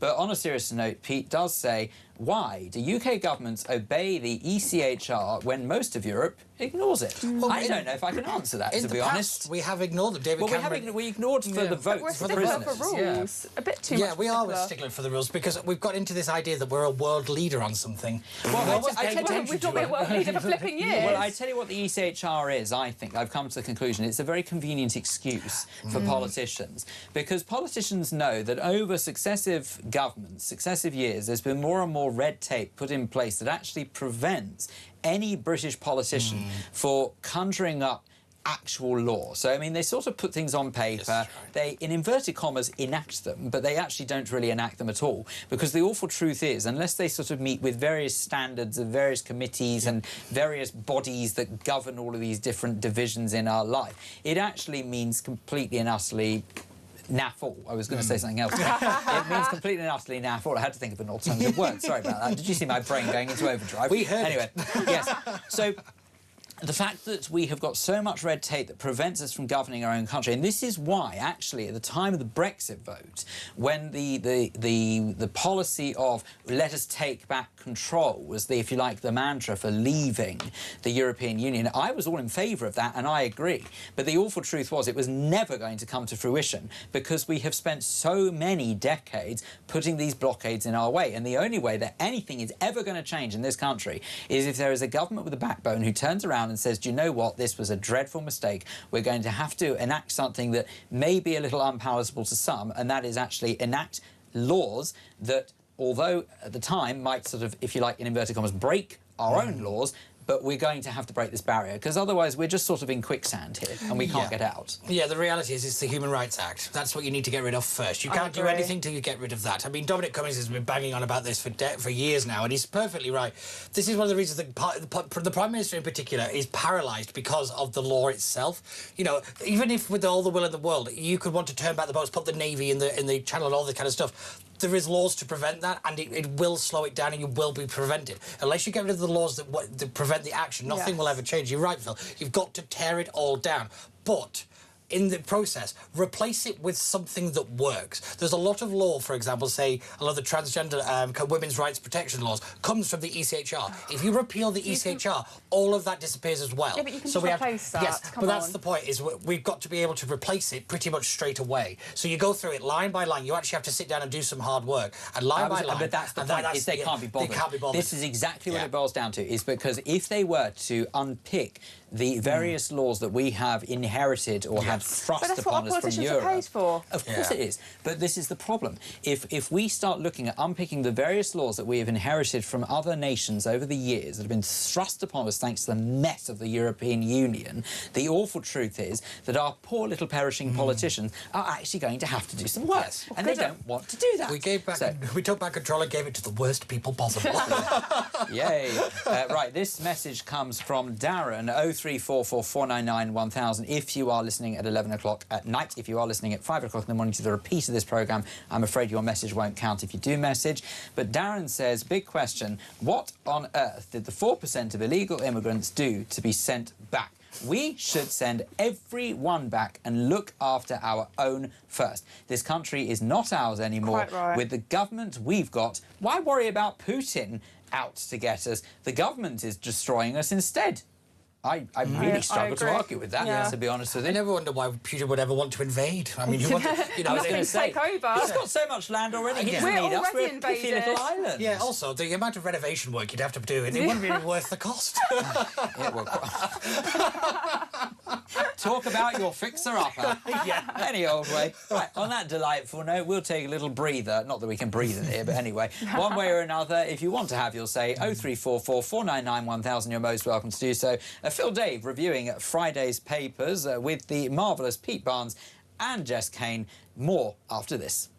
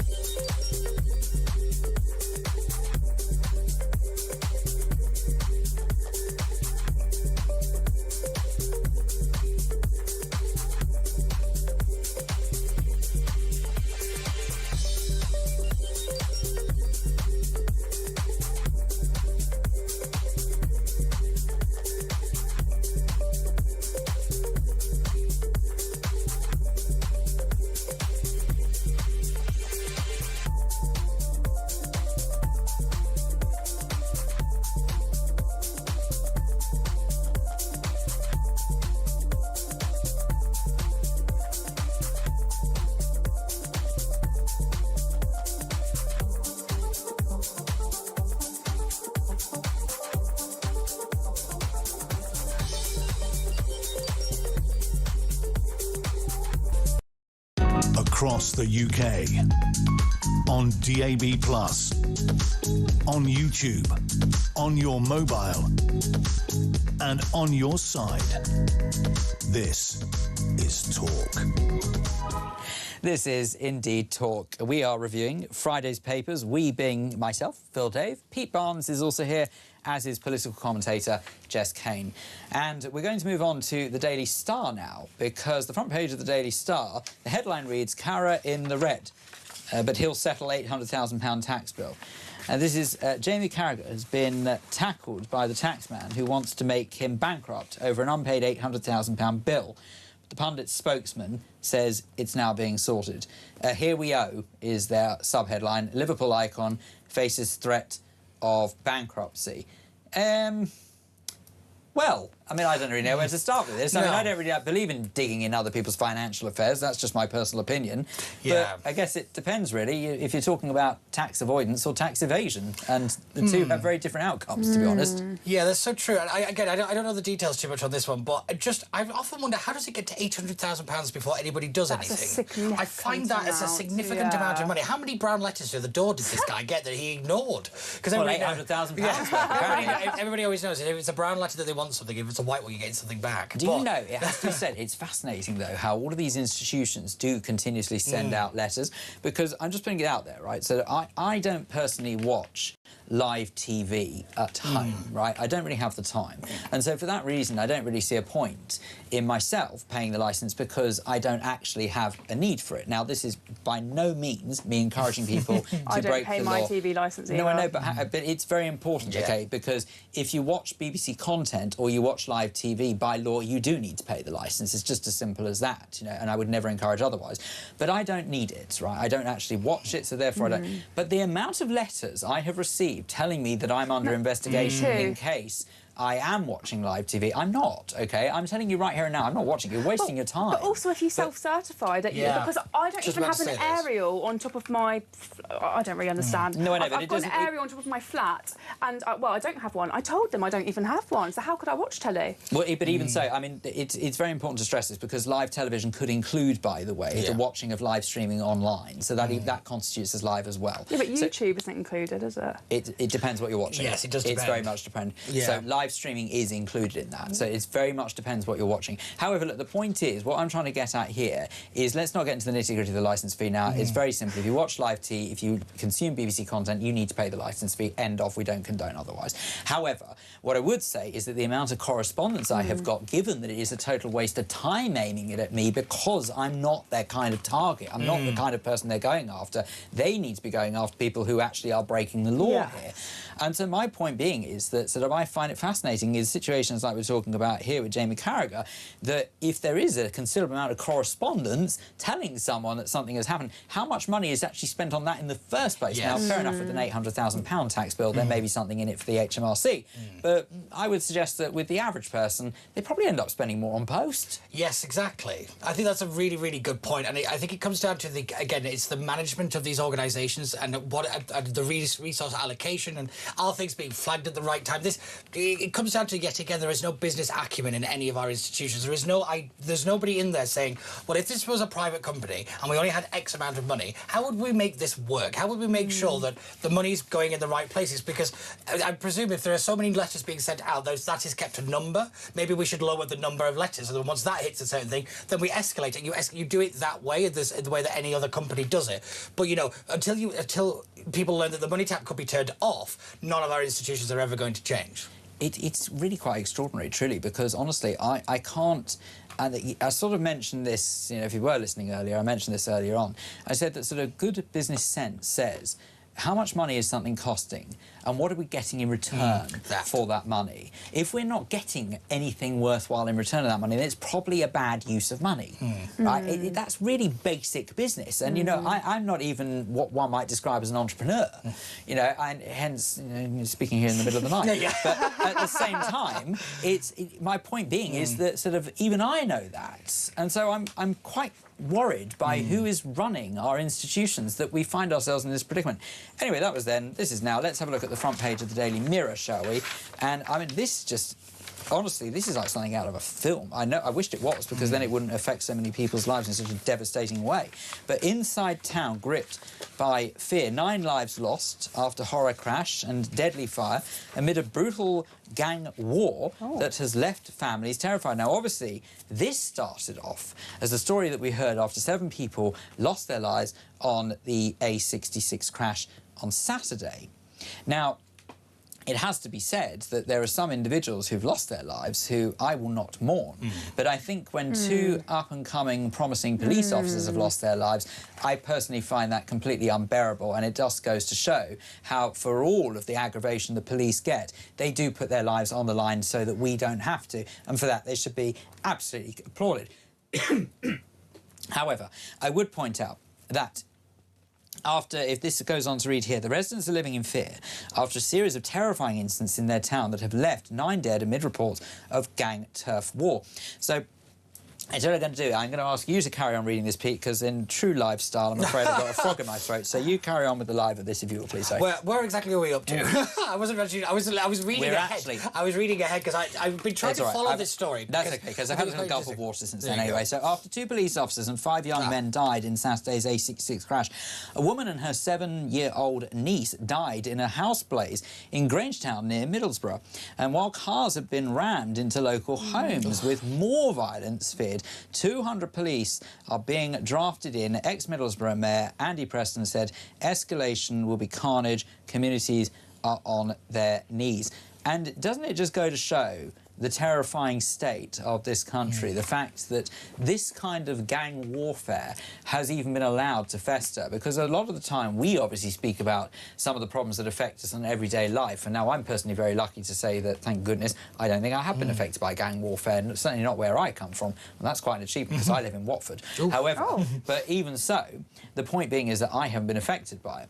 Now, if we are looking at a situation where this country has gone so much to the dogs that this is happening right under our noses, and almost to the point where it feels as though the police are so outnumbered that they're almost powerless to do anything about it, this is D-Day, surely. What on earth? How do we get around this? How have we become so decentralised as a nation that so many people think that this is acceptable? They think that it's acceptable to cause this amount of carnage and not expect the consequences to affect them, their families, but not just that, their community as well. But you say that, Jess, but there aren't any consequences, and I think this is where we go wrong. So you are right completely in what you say. How have we got to this point? I think we've got to this point because of the lack of consequences for this kind of behaviour. Well, we are too weak with our policing. We are too weak when it comes to locking people up in jail. What was it, a couple of weeks ago, Andy Burnham saying that he's going to, you know, allow criminals who haven't served their full prison sentence, including grooming gang perpetrators, to walk free. You know, these guys will probably be included in that definition, and what they've done is they've ruined community lives. Yeah, there's also the other side of this, really, and it's actually looking to why do people have to join a gang in the first place? And it's all usually, 9 times out of 10, it's economics. The reason you tend to find places with a very high crime rate is there's a very kind of low economic opportunity, and that is the major thing. You know, when you know you've not got a job, you don't feel respected, you've got all these things. Gang, it's kind of how you get radicalised. You know, the economic uncertainty is one of the greatest pull factors, and our country has no economic prosperity to it. So people will need to find a way to make money. These people offer a way to do that. It is a dangerous thing that they get involved in, but some people are just drawn to it because out of necessity. You know, it doesn't excuse it by any stretch of the imagination, but we've got to learn to fix problems from multiple directions. We have to get out of what I call silver policy bullets. In other words, not one policy is going to fix everything. Things are complicated, and we need to find a way to actually detangle everything and actually get to make sure that we fix things, because you're right, we really need strong policing, but Pete, at the same time we need to find middle ground. We need to, because we've got so many problems, we can't go sort of treating everything with such fine detail. I think that if we just look to sort of middle ground along the lines of common decency, causing harm to another human is totally unacceptable, and you will face a pretty harsh punishment regardless of what that harm is, to be honest with you, because no harm is acceptable. I completely agree, but the problem is we've got a bunch of the judiciary that don't agree with us. Yes, so, you know, exactly. until we actually kind of let's fix get that... rid of them for Yeah, starters. And so this is what I'm saying, is if you really want to fix things, we have to go, I think it's in business they call it the 7 steps back, where if you've got a problem, go backwards and find out what the actual root cause is, and eventually you will fix it. But unfortunately, we want on demand all the time. We're very impatient. 7,000 steps in front, I We're feel. so impatient about fixing things. Totally. There. And is curious because a lot of that can be blamed on the social media generation. Yes. It's I instant completely agree. gratification. Yeah. Instant gratification has totally and utterly destroyed any common sense in society. Whether you look at when we order something, and there are some companies now that deliver it the same day. We just fall for boomer slop now. That's what I sort of call it, which is these AI-generated slop images which are just full of nonsense, and people like my nan, or people who don't use social media very much, they'll look at it and they'll believe it, and they will fall for it, and it'll just be nonsense headlines. But I will say the one thing I don't like is the phrase common sense anymore, because it's been used very heavily to shut down complexity. It's been used as a way to kind of... anybody who comes along and says, well, that's not going to work because of da-da-da-da. People go, oh, it's just common sense. And I mean, not everything is as simple as just saying that one sentence. Well, it's quite worrying, really. You're on the home of common yes, I know, sense, we're very but, aware of anyway, that. that's all right. It's OK. Well, I tell you what, I'll try and persuade Pete to stay, because it's actually at this point that we say, Jess Kane, political commentator, thank you so much for your time. It's been an absolute pleasure to have your company. And coming up after this, Pete and I will carry on going through the front pages for Friday. Very much hope you'll stick with us. More after this.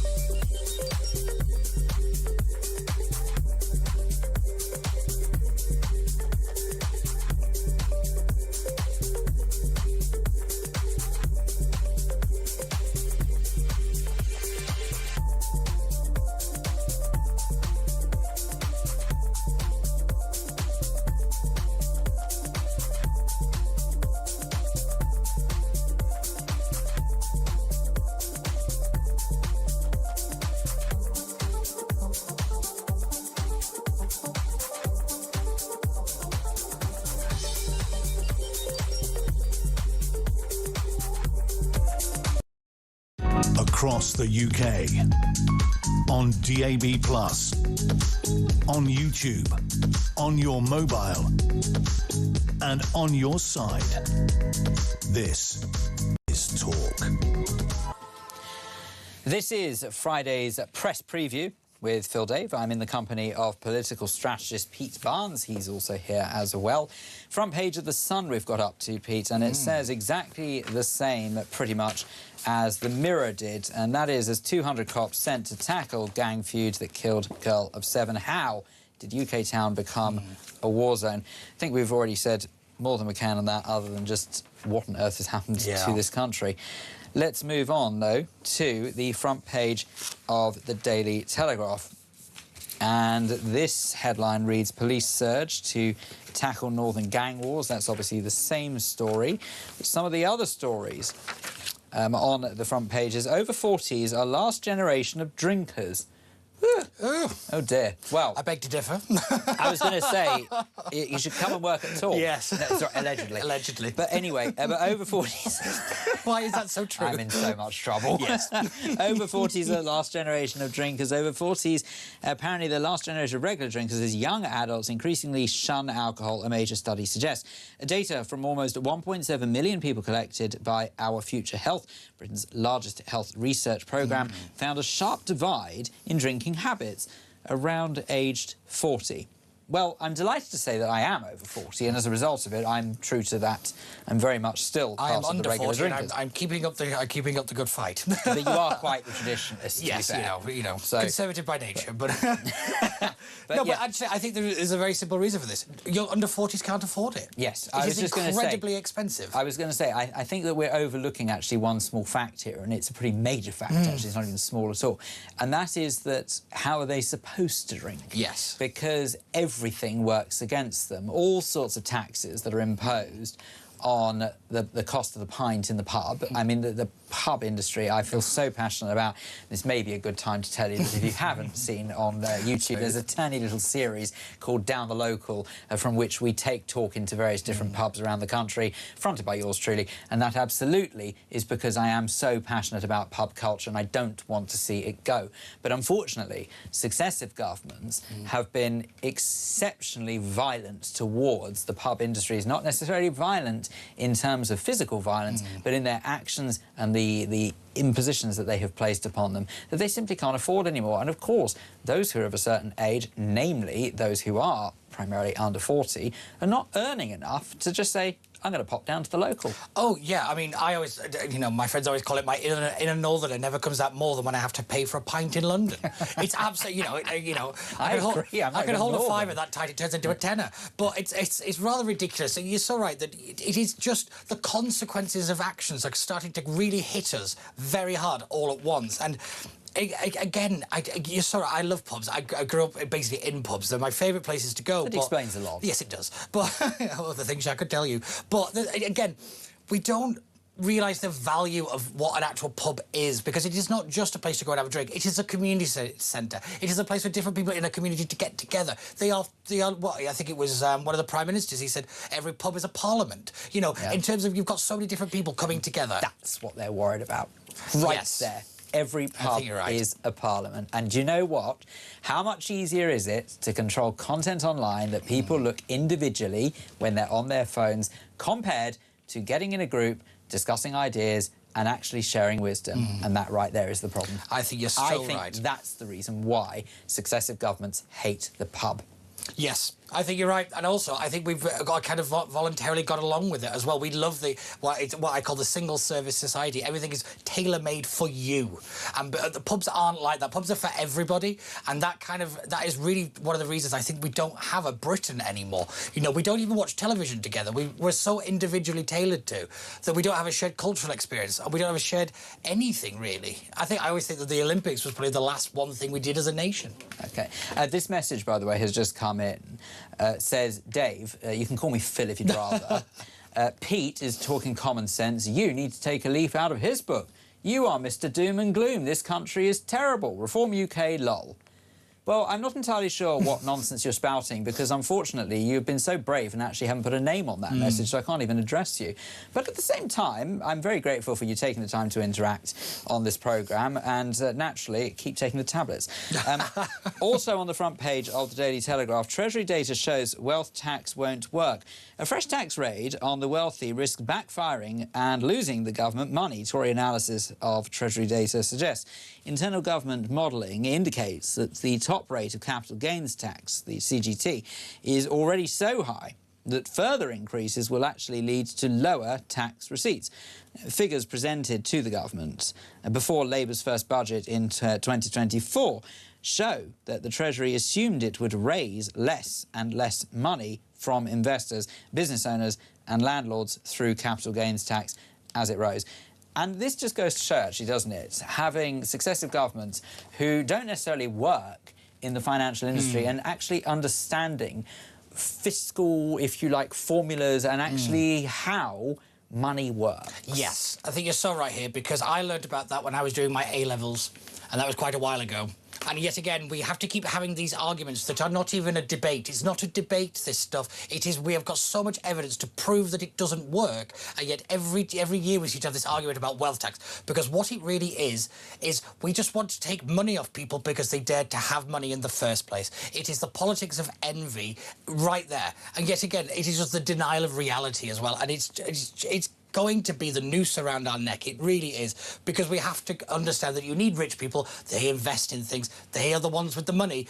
And if you try to take it off them unfairly, they're just going to go elsewhere. It's very easy to move these days. Yeah, and not only that as well, you know, even if you actually sort of talk about, let's park taxing the rich into oblivion to one side for the moment. The other thing one needs to contemplate is that actually let's look at it from an everyone's point of view. I think everyone can agree that the cost of living is going up and up. I don't know anyone who has said, you know what, I've got so much surplus money at the moment, I simply don't know what to do with it. I haven't had one person say that in a very, very long time. And so with that in mind, you need to think, as when I say you, as in like the government, need to think along the lines of that there will be a critical mass. There is going to be a point in time where actually people simply can't afford to pay more taxes. When they can't afford to pay more taxes, they will bypass where they're being taxed the most, namely going to the shops and things like that and paying all of the additional VAT, the 20% VAT on top of everything. They're just not going to bother going to the shops, and more shops are going to close down. As a result of it, you're going to lose more and more rates and revenue from businesses. You're going to lose more tax generated from rental income from landlords because the shops were like empty. Fair enough, OK, you might charge them for empty building rates, but that's never going to earn them quite the same amount of money. So all of this added together is almost like the perfect recipe for a total unmitigated disaster. Yes, correct. Without a doubt. And what's more annoying is, yet again, people were warning that this was happening. The great indicator in economics is coffee shops. Coffee shops are what is known as a luxury purchase. In other words, you don't have to have one, and if you choose to have it, it is because you have the surplus of money to be able to afford it. When coffee shops start closing, that is a sign of a declining economy, because it's people choosing not to spend that extra £4 or £5 on something that they will get cheaper elsewhere, or they will wait till they get home. That is the huge one. And once you started seeing, you know, Starbucks or Costa start to close down shops or whatever, that is when the economy started to really falter, and nobody did anything about it. Absolutely unbelievable. Front page of the Daily Mail. Flash flood horror. This, of course, is the horrendous scenes coming out of Nepal. British families were last night desperately trying to contact loved ones missing in Nepal's deadly tsunami from the sky.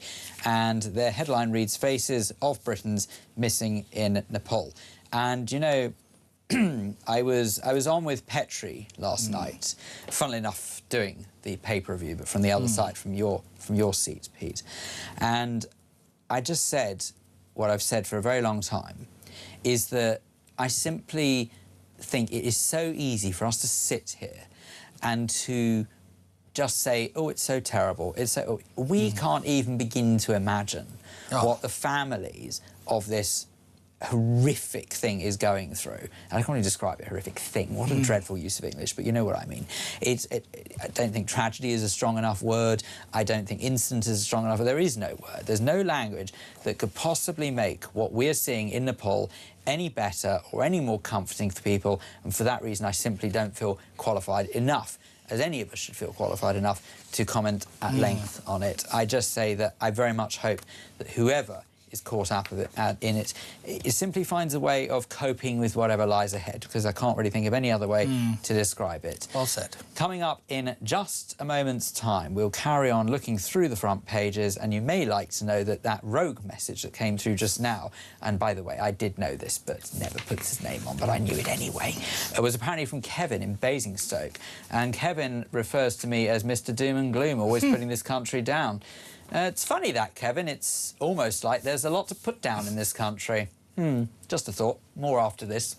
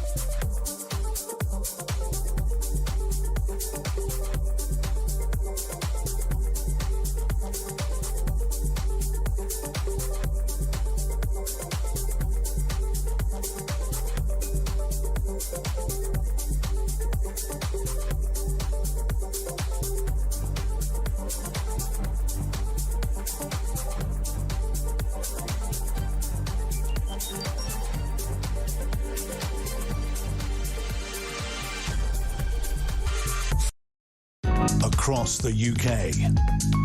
On DAB+, on YouTube, on your mobile, and on your side.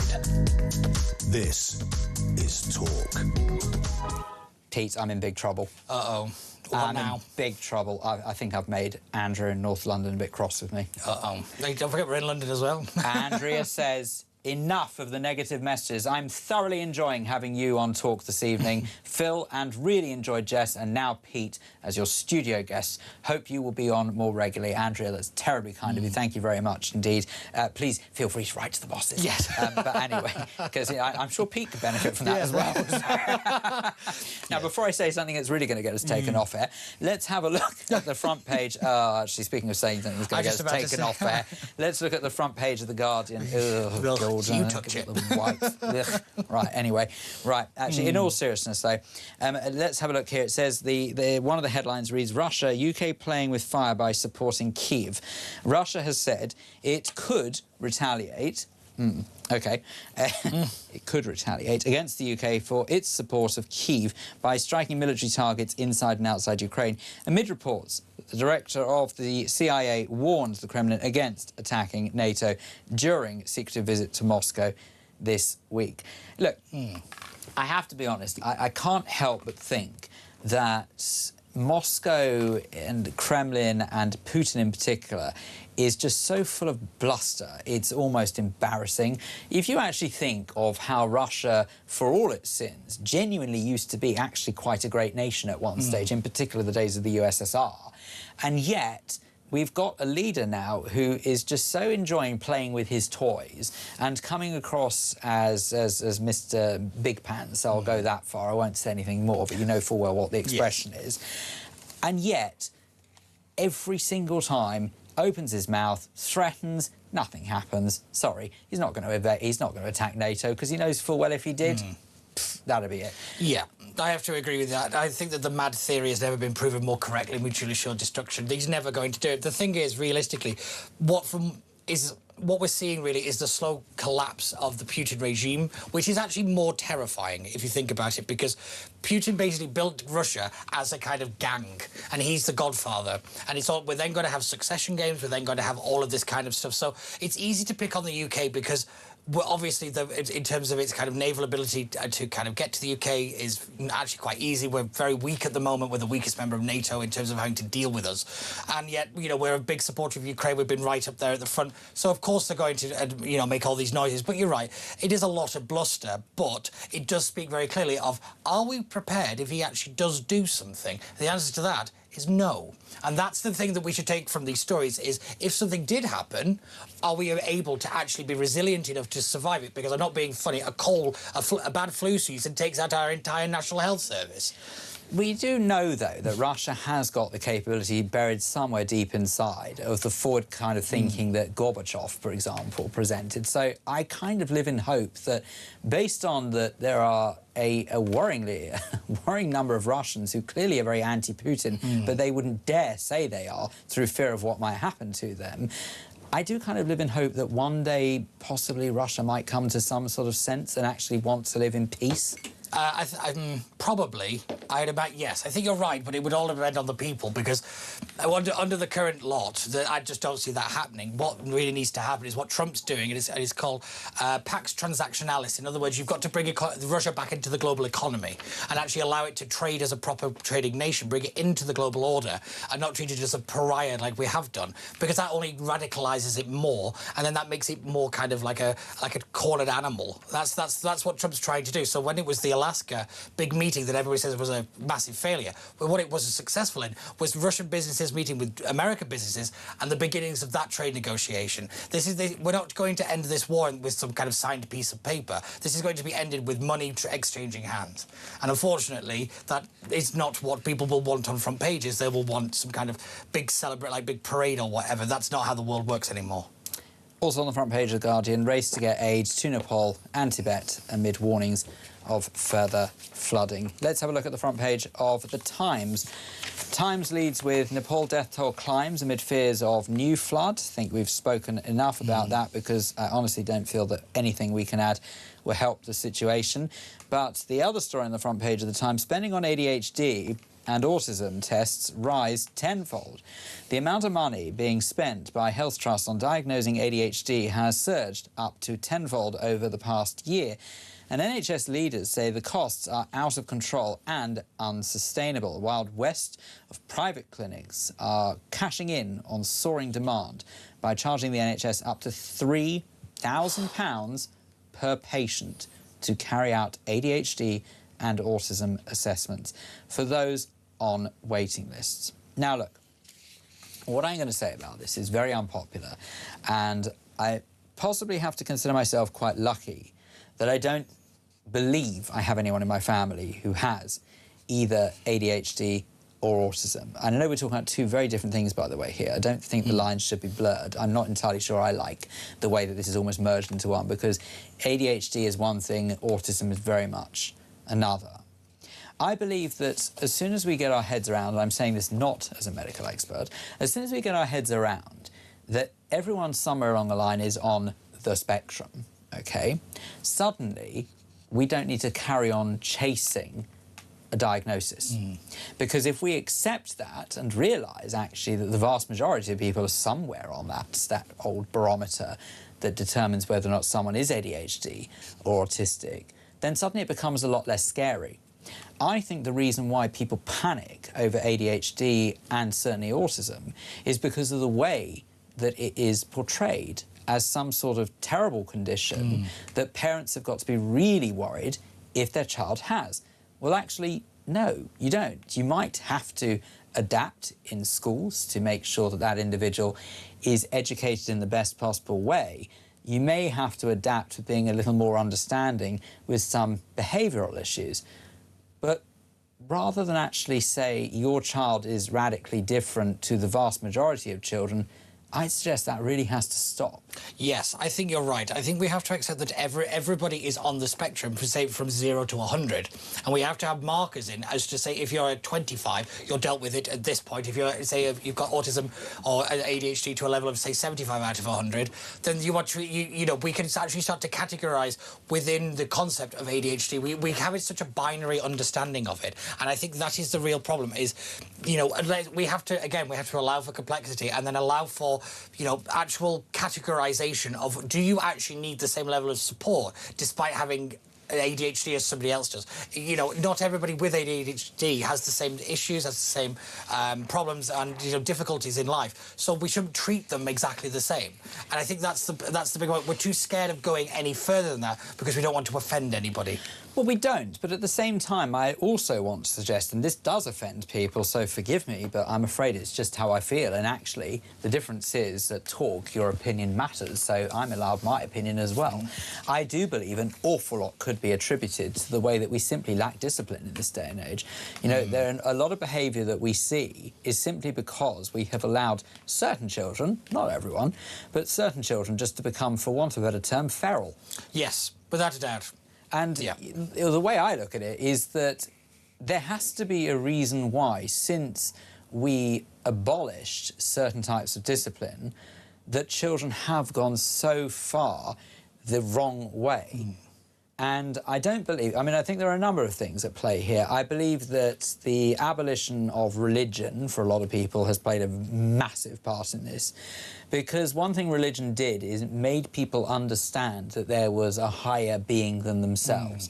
By removing religion and creating, if you like, a godless state, I'm not saying for a second, by the way, that I believe that there is a man up there on a huge white fluffy cloud who's deciding whether or not I'm going to live or die tomorrow. I don't believe that. But my personal belief in God tells me and disciplines me to think that actually I'm not the be-all and end-all. There is a higher being over me, and therefore, as a result of it, I should be back in my box and respect that. So actually, simple discipline like that goes a very long way towards a civilised society. I think that's a very fair argument, and I've heard it in the past. I have some sympathy for it. I also think it's that kind of self-awareness that we just lack. And I think it's fueled, again, by social media and the need to be the centre of attention all the time. I think that's a major, major problem. But yeah, I actually think a lot of these things actually stem from the fact that we're obsessed with screens and bad parenting because nobody tells kids no anymore. Well, we wouldn't dare. No, you tell children no, you get the risk of being called upon by social services. It's outrageous. I can't remember what her name is now, but the country's strictest head teacher, she calls it soft... Oh, yes. I don't remember. Yes, I can't remember what her name is, but she calls it soft-touch parenting. In other words, you know, they say they've done something wrong rather than kind of enforce that they have done something wrong for a child. So in other words, they kind of say, well, we don't do that, and then that's the end of the conversation. There is no consequence after the bad action. And I think that's really important. It goes back to the fact that we don't have consequences. There is nothing wrong can ever happen to you, or if you do something wrong, there's nothing, you know, there's no kind of punishment in our society. That's the one. Yeah, that's the absolutely. one. No, totally and utterly. It really is completely unbelievable what has happened, and I consider myself so lucky that I was the tail end of the generation that was brought up with discipline and the tail end of religion, because to tell you the truth, I'd far rather be like me than feral. I'm sorry, I'm just saying. But who am I to say? Anyway, that's the front page of the Times. Let's move on to the front page of the Metro. Oh, have we got enough time to discuss this, Pete Barnes? Because front page of the Metro has another boatload brought ashore. Hotel migrant numbers halved. Yeah, let's talk about that. Anyway, the number of asylum seekers being housed in hotels has halved in a year to 16,021. That's apparently the lowest since 2022. Official figures show a 50% fall from 32,041 in June 25 during a summer when street protests at the controversial policy turned violent across Britain. Now, look, can we be very clear about what these statistics show? Hotel migrant numbers halved does not mean that those who are living in the UK illegally have been removed miraculously. It just means they're not living in hotels. It means they're living in houses of multiple occupation or villages that once were picturesque. That's all this means. Yeah. Yes, it is professional moving the problem around the board. That's all they've done. It's deck chairs on the Titanic. It is literally, ironically, on a dinghy. But it's again, this is exactly what we said was going to happen as well, because the Labour Party were very clear. We will get the migrants out of the hotels. That's not what people actually want to happen. They want them out of the country. They want them processed properly. We want this problem fixed. We don't want it managed. We want it fixed. And they don't get the difference because they haven't got the political will to actually do what is necessary to get it fixed, and that is, you know, doing things like leaving the ECHR and actually having a deterrent. We don't have a deterrent, we have got bad weather. That's the only thing that stops people coming. I know, and actually, isn't it so true? It's always on days when there's bad weather that the governments, whoever they are, whether it's this current shower of the previous lot or the Conservative lot, whoever it is, they all do the same thing. They say, look, the numbers are falling. We had less people crossing. No, you had less people crossing today because the weather was excrement. Yeah. Don't try and pull the wool over our eyes. Britain is not stupid. Politicians are behaving in a stupid capacity and think that we are so dumb that we won't notice it. Well, we do. We see everything. Yeah. And this is just another example of that. Hotel migrant numbers halved. Well, bully for you. How about, rather than halving them by putting them into HMOs and once picturesque British villages, how about you say to yourself, do you know what? Maybe there's a bit of a problem here. We need to really shut off our borders, get the Navy patrolling the waters and turf out anyone from the UK who should not be here. Yeah. That's what we need to do. Yeah. It's called enforcing the law. What a novel idea. We're very good at passing laws. We're not very good at enforcing them. Yeah, funny yeah. What annoys me is we knew this was going to happen. I knew we wrote these headlines months and months and months ago because they don't have the will to fix the thing, and they never will. I just don't believe the Labour Party have it in them to fix it, any of them. Because this idea that Shabana Mahmood is the great, you know, she's the great saviour on this problem, pull the other leg, because she's just as bad as the rest of them. Don't get me wrong, she's right on a little bit, but you know the bar isn't high.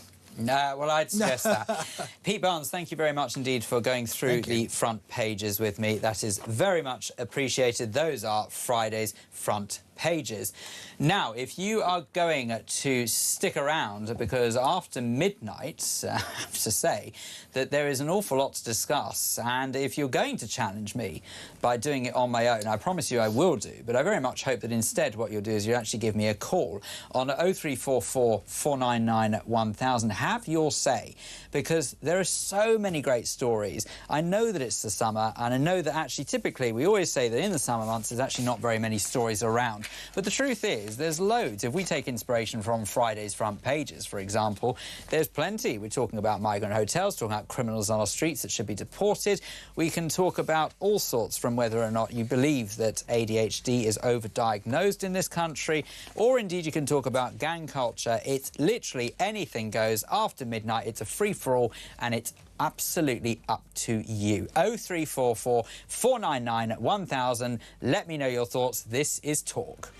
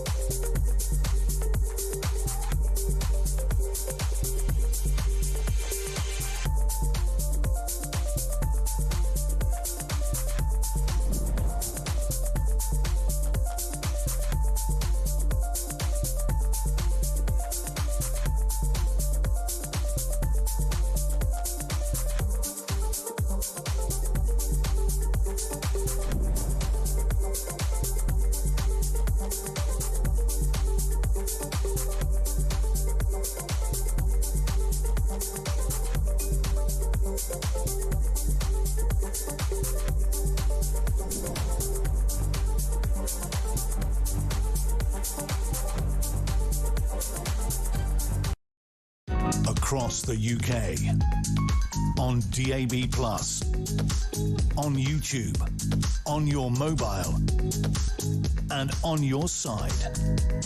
This is Talk.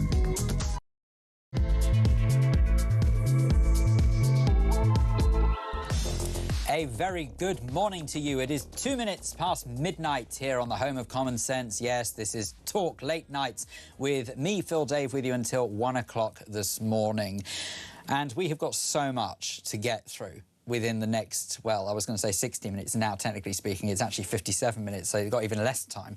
I want you to give me a call straight away. If you have never phoned this station before, well, now is your chance. 0344 499 1000. And even if you're a regular, obviously I want to hear from the regulars. We love speaking to regular callers as well.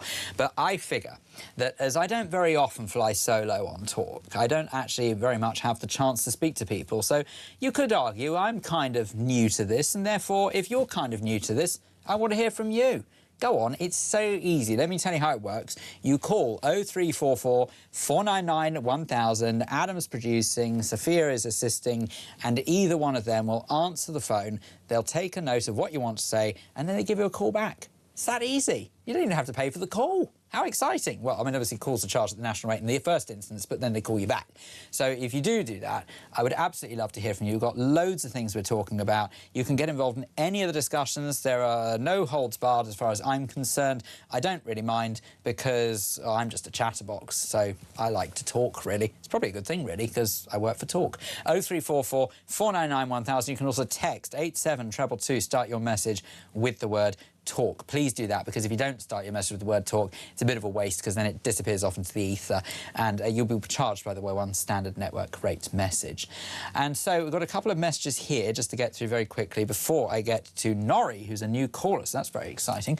But Zarina says, Phil, I couldn't agree more about your thoughts about discipline. I actively encouraged my child to attend church several times a week, bravo, scoped out, I think that should say, the correct nursery and schools that could support me with my philosophy on parenting. She has been studying at university for 4 years and about to enter 5th year at Cambridge University. Bravo, that's very exciting. When I compare my child's approach to life to some of her cousins, it's worlds apart. Isn't that interesting? Zarina, thank you so much for that message. I love that. You know that, I mean, obviously, I love messages that agree with me, but that's just because I'm weird like that. But I do thank you for saying so all the same. You've got a message here from David, who says, Phil, I've had ADHD for nearly half a century. It's not a medical condition. Now, David, I can't confirm or deny that. I don't know. I mean, I trust what you've written, but I'm not medical, and I don't know if you are. So forgive me, I'll read as it's written here, but I don't know that is the case. It's not a medical condition. It does not require medication, David in Canterbury. So as I say, David in Canterbury, thank you for your message. I can't really confirm that because I'm not a medical professional, so I don't really know. I'll maybe drop Dr. David Bull a text and see what he says if he's awake. Who knows? He normally is awake. He's a bit of a night owl, is our Dr. Bull. Any odd way, without further ado, let's speak to Norrie, who's up there in Scotland. There's a new caller. Norrie, a very good morning. Hi, Phil. Thank you for taking my call. Oh, it's such a pleasure. Thank you for calling. Thank you. It's the first time I spoke to you, and I spoke once before to Petra. She was amazing. Ah, Petra, yes. Good choice. It's about cycle lanes in Glasgow, how they've cut the traffic down and all that type of thing with tailbacks because of cycle lanes. But this time I'm fond about the migrant crisis. Yes, well, I mean, we spoke earlier on, actually. I don't know how long you've been listening for, so I'm absolutely not going to hold this against you if you weren't, because this was actually towards the beginning of the show. But we were speaking in particular about how asylum seekers in Edinburgh Council has decided to prioritise asylum seekers over, for want of a better term, natives, but I guess natives is the right word. I don't know, I've always Glasgow is even worse, Phil. Glasgow is even worse. Honestly, and I'm literally 20 miles from Glasgow, but it's my home city. It's beyond comprehension that any elected politician, who is elected, by the way, on the fundamental basis that they are there to serve their community to the best of their ability, and not to mention serve king and country to the best of their ability as well, would suggest that people 100%. Who are not even born here should somehow take priority over those who, at the very least, are, at the very worst, pay into the tax system. It does not make sense. I know, and I must admit, right, I've got a lot of friends down the southeast. I feel for them. I feel for them that I've got them coming over on the boats. But on top of that, I'll be honest, back in the day, I voted SNP. Then my family's all been Labour. Then I changed to Conservative, which my wife will kill me for. But now I'm Reform. I've joined Reform. Oh dear, was she killing for Conservative? What on earth will she say when you told her you've joined Reform? You've just admitted that on national radio, Norrie. You're in big trouble. I know, but... Have you had dinner already this evening? I hope so, because otherwise you're not getting fed. I know. She's probably upstairs in bed listening to me. No, I'm serious. As a Scotsman, I actually want Reform. I want to get Britain back, because my grandpa fought in the war, and this is what Britain's lost. Britain's losing. Britain's declining. Yeah. The country's a mess. I don't know how to argue. I mean, you know, I'm technically speaking, part of my job is I'm supposed to put forward the counter-argument and try and, if you like, draw out conversation by seeing both sides of an argument. But I find it very difficult to argue against what you've said, Norrie, because the truth is, I do think the country is in one heck of a mess. In fact, I think saying the country's in a mess is actually putting it mildly. This country is in a desperate state. As in, I don't ever think anyone could have imagined it, especially, all right, this is going to sound dramatic, but you mentioned about how, was it your grandfather fought in the war, was it? Yes, Right. he was in the Navy, yeah.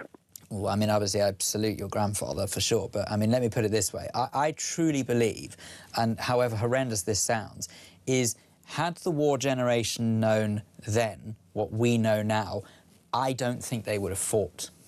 I don't think they would have bothered saving the country. They don't. I've got 6 medals that he gave me, and I'm so proud of them. North Atlantic Star, everything. You know what I mean? If I spoke to a young person these days, they wouldn't have a clue what that was. No, not at all. On the contrary. In fact, actually, they'd probably say that the war generation is some sort of aggravator for fighting. Yeah. It's pathetic. It's absolutely ridiculous. But I sort of don't blame the young generation. I tell you why I don't blame them, is because it's what they're exposed to. For as long as we've got social media that continues to spout this kind of nonsense, insisting that Britain was somehow evil in the past. Britain was not evil, OK? Let's be really clear about this. What Britain did by colonising parts of the world, and colonising is not an evil word either, by the way, as far as I'm concerned. But what Britain did by colonising certain countries was they actually introduced some of the facilities and the infrastructure that we all take for granted in this day and age. So when they started introducing the idea of education, women's rights, hospitals, medicine, all of this stuff that they introduced, even something as basic as road structure, right? Yeah. Everything that they introduced under colonisation has actually benefited successive generations of all those countries. And now, 100%. Somehow, it's evil. I'm sorry, what? What? No, you listen, you're 100%. And, you know, the Queen with the Commonwealth, I mean, God bless her, we miss her to bits. You know, she really solidified the Commonwealth, and some countries left, but we've still got the Commonwealth. The Commonwealth Games are amazing. You know, all right, you know, there's loads of things, and like you say, it's like, but what do the migrants that come over here in the boats? They put 95% of men on the boats and 5% of women and children. And then we've put them up in hotels, all right, they're saying the hotel numbers are halved. That's not right. It's such bunkum. Do you know what I was going to say?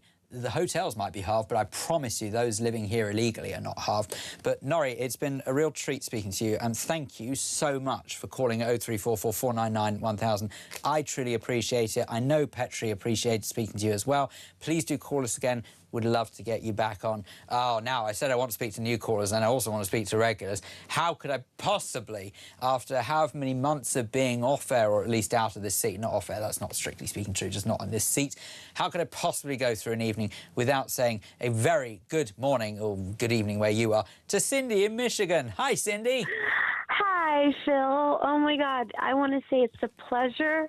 I'm so grateful to speak to you. Oh, there's one for the show reel just in time. Thank you so much. I really appreciate that. That's marvellous. Cindy, it's always a treat to speak to you. I want to say British people are the best people on the planet. Well, that's where we might disagree, Hands but let's... down. Oh, no. I'm kidding, of course. Of course I love Britain. But you see, the problem is, Cindy, I might be a bit old-fashioned, he says, wearing a waistcoat. I like Britain the way it was, not what it's become. I agree. I agree with you. And you know what the answer is? Nigel Farage. That's your answer. Well, right there. Look, I mean, I have to say, a lot of people do say that Nigel Farage is the potential saviour of this country.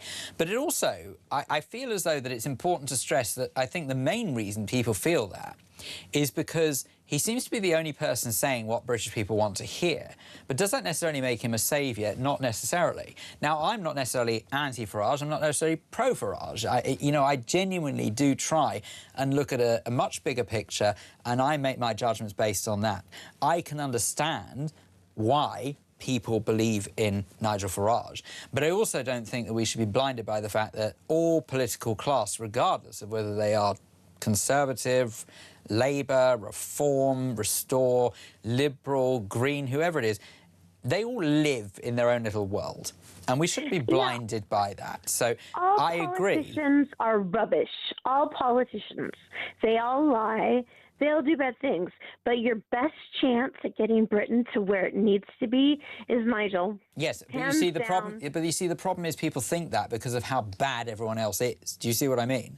So it's not necessarily that I agree or disagree with what you're saying, but my point is it's just a real sad indictment as to how shocking the state of the country is. But one way or another, Cindy, I'm sure there are plenty of people who agree with that. Can I ask you, just because obviously you are, as they say, stateside, what do you make of all of this debacle going on with Harry and Meghan? Are you pleased that they're out of America? I want to say I am glad they're gone. Yeah, you've given them back to us. Thanks for that. Right? And we don't want them back, but I don't want them to be in your country either. I think they need to go to like Africa or something, like somewhere like that. No, parts of Africa are beautiful. Don't ruin Africa, please. Come on. Come on. Maybe they'd like to. Antarctica. Okay. Yeah, Antarctica is a good idea. I think that's a nice idea because old Frosty Knickers herself might have the chance to cool off there. So that's a good idea, actually. Right. They'd get on well there. I mean, what better way, frankly, of actually sort of appeasing someone who clearly can't stand anyone around her by sending them to a country where there's hardly anyone there? That makes perfect sense to my mind. Oh yeah, I think she'd get on really well like that. Totally. They'll get their privacy that they want. Well, that is for sure. And I can only say that the most publicity-shy couple, I've never known anyone to garner so much publicity. Cindy, it's such a treat. Thank you so much. I'm only moving on because I want to cram as many calls as possible in. But thank you for calling. You know I appreciate it. I'm on tomorrow night, so I dare say we'll probably speak then as well. But I've got a couple of messages here. Morning, Phil. My granddad told me before he died that if he had known how this country would have turned out, he would have refused to fight and let them shoot him. Oh, my good God. How's that for letting all our servicemen and women, past and present, down? It boils my, I'm going to say blood, not what you've said. Great show, Darren in Cumbria.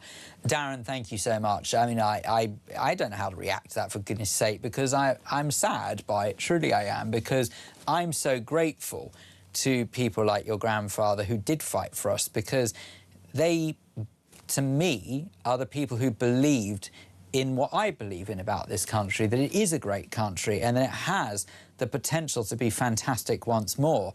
We might be Britain at the moment, but there's no doubt in my mind that we can be great again. All it takes is for collectively those of us who are decent, level-headed people, hard-working, tax-paying individuals who are sick to the back teeth of all of this nonsense, taking a stand, not in a violent way, I will never ever condone that, taking a stand and letting our political class know once and for all, enough is enough. We want Great Britain back. Speaking of back, I'll be right back after this.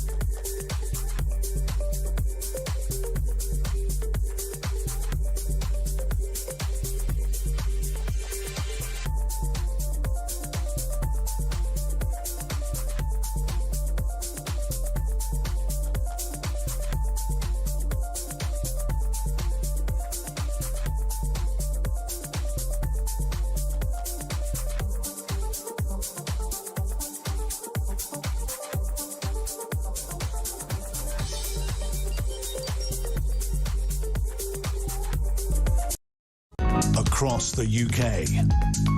On DAB+, on YouTube, on your mobile, and on your side. This is Talk. Good morning. This is Talk. It's Phil Dave with you until 1 o'clock this morning. Thank you very much indeed for the pleasure of your company. And thank you for your phone calls. Do keep them coming in. 0344 499 1000. You know I'd love to speak to you. It's very simple. This hour is dedicated to you.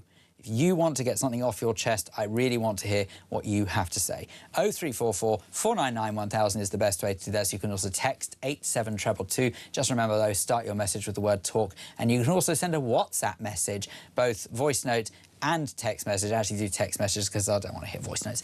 0344 499 1000. Just send a text message. That'd be much better. Thank you. Anyway, let's have a look at what we've got here. We've got Robert in my neck of the woods in Hertfordshire. Robert, very good morning.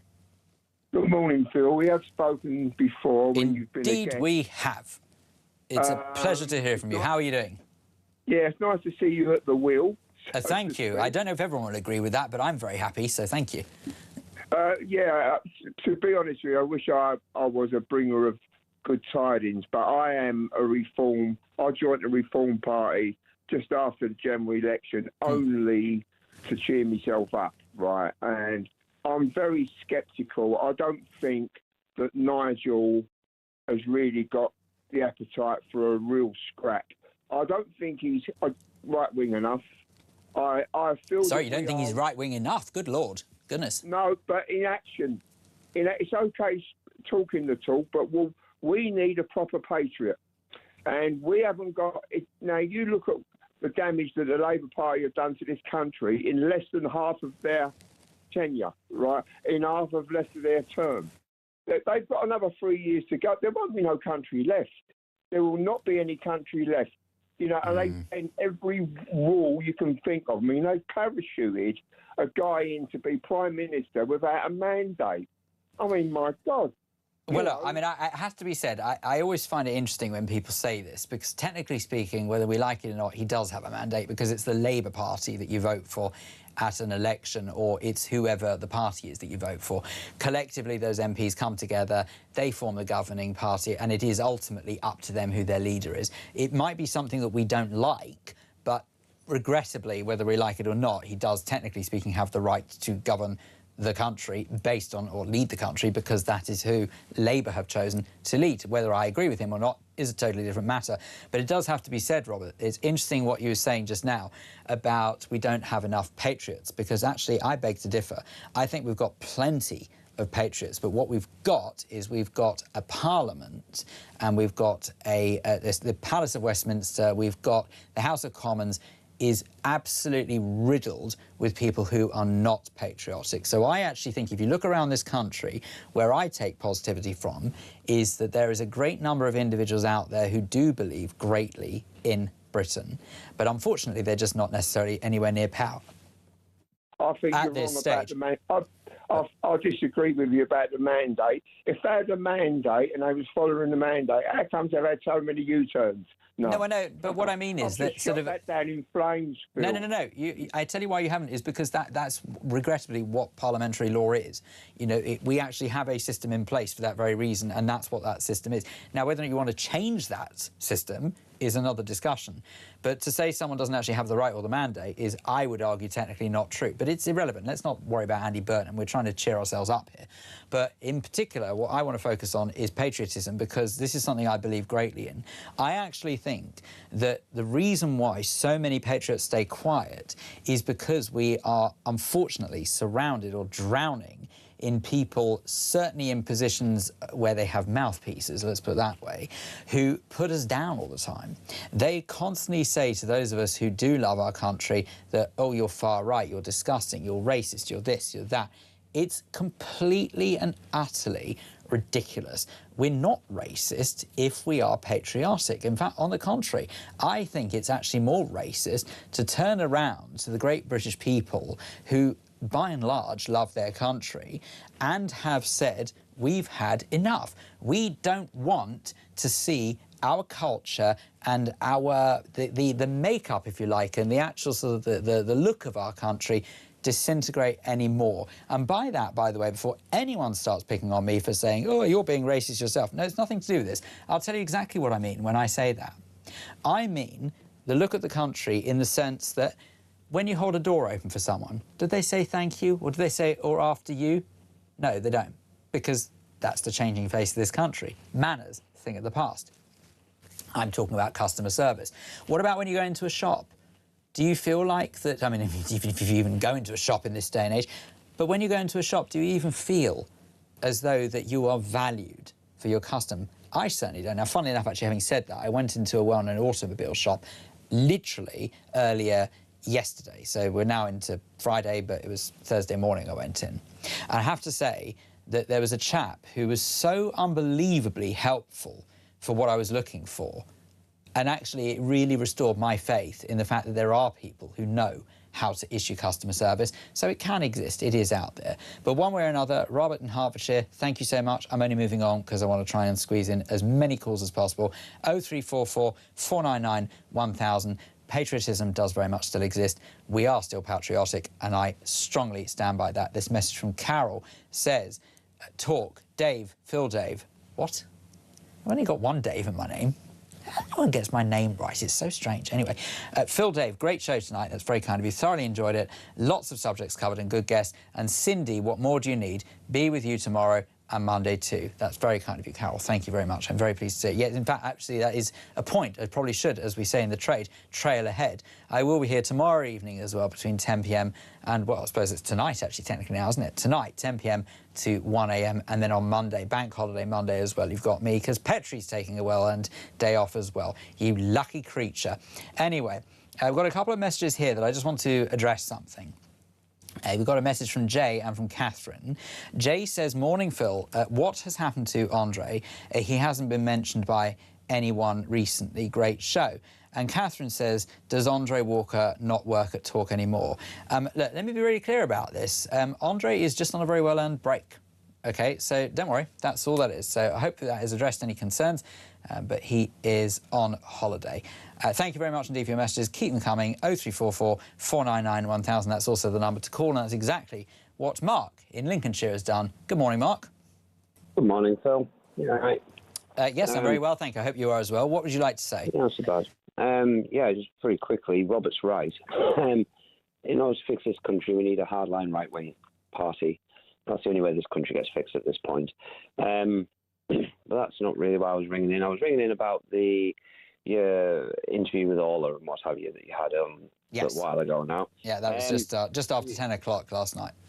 Yeah, we were talking about, or you guys were talking about, various things on there, obviously. But one of the things you just brought up was this idea of, I think it was more in relevance to Restore Britain. I think you read out a message for Orla as well. Mark, what are you doing? You're on the phone, man. Come on, have a chat with me. Don't worry about what you're doing. Yeah, sorry, I was just coming back in the house. Oh, I see. Okay. I wonder what you're doing there. You're on radio. Come on. Yeah, right. I know. Yeah, so basically, what it was about, racist comments, misogynistic comments, all the rest of it. I think you'd mentioned something about anti-Semitism and Restore. Yes. Now, my point on this is... Well, just to be very clear what I said there, just to clarify, is I mentioned my concern that there are some people in Restore, this is not me tarnishing all of Restore, let me be very clear about that, who are demonstrating comments that could very easily be deemed as anti-Semitic, and I find that disconcerting. Well, you see, this is the thing, isn't it? Where you see that word there, deemed. Because we have... In this country, we operate what I would consider a baseline for all of these terms. So misogyny, racism, anti-Semitism, all these things. So in other words, there's words that the law and most ordinary average person would recognise as being one of those things, yeah? And then the problem with any of these words anyway is that then you start to broaden these things. So it then starts to become more about interpretation, and it becomes about, tolerance level. So in other words, if you had somebody go into court for something that they've said, whatever it is, whether it's anti-Semitism, racism, whatever it is... Which is technically one of the same thing, but yeah. Yeah, but you get my point. But one judge might say, well, OK, yeah, you're a little bit too close to the line there, but I'm going to let you walk because, it's not too bad. But you could get a completely different judge that will then say, no, this is not acceptable. Off you go. You're getting 6 months in Nick. Yeah, this is the point I'm trying to make. So you get various people with different tolerance and interpretations of what they personally deem to be. But that's the law over, Mark, isn't it? I mean, when you mention about going to court, so if someone is up against a judge, there's always like sort of flippant comments made about whether or not sort of someone's got a lenient judge or someone who's going to be a bit harsher with them. And sadly, they all seem to be lenient in this day and age. But that is the law over, isn't it? Well, yeah, that is the law over.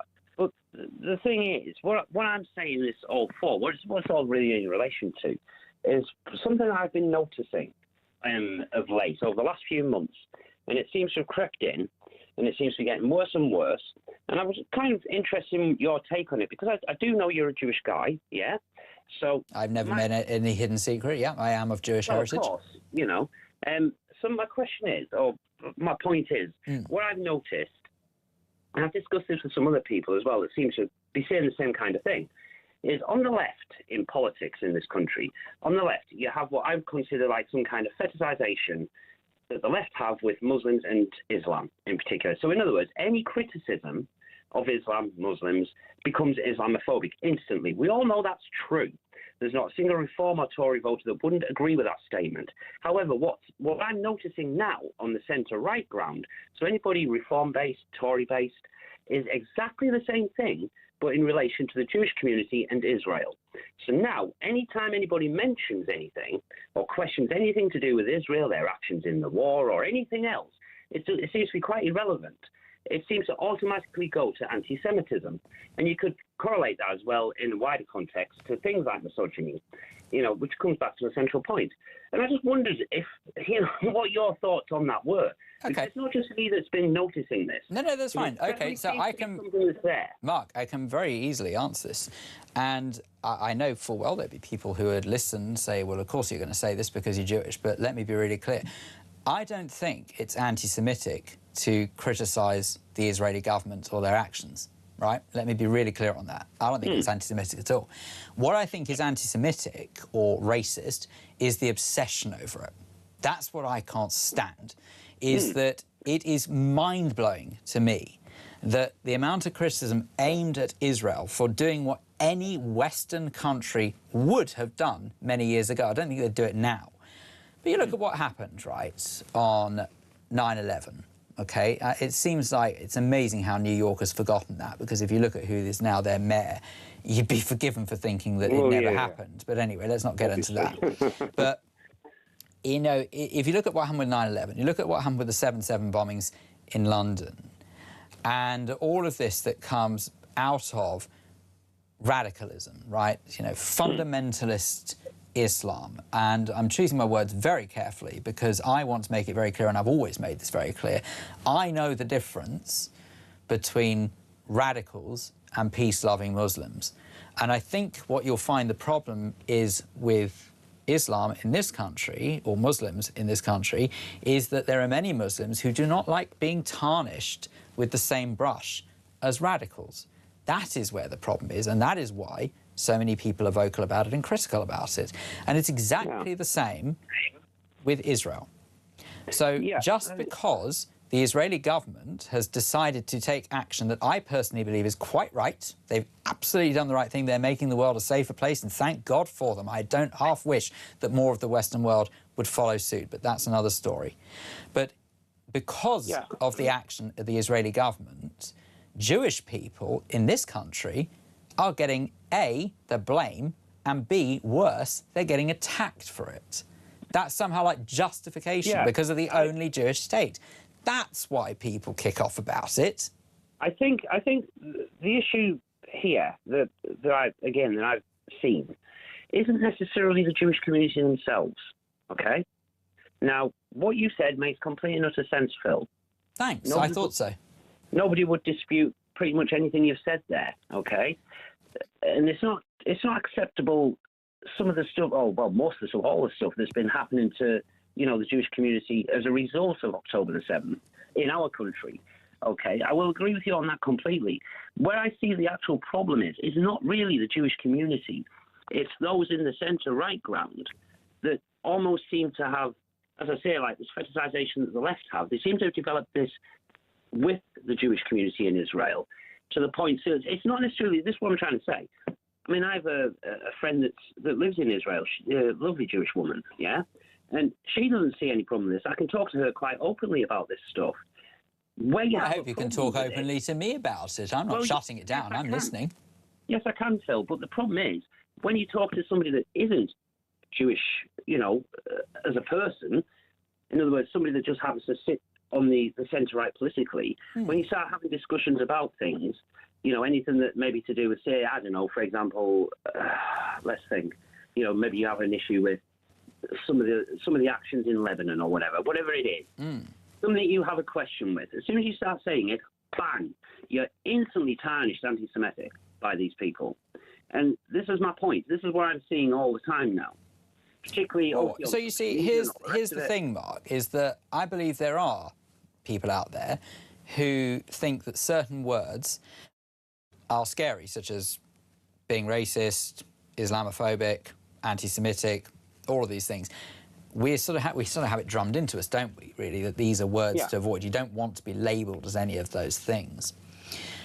And people almost use those words, ironically, as weapons. In other words, they use them to shut down what people say.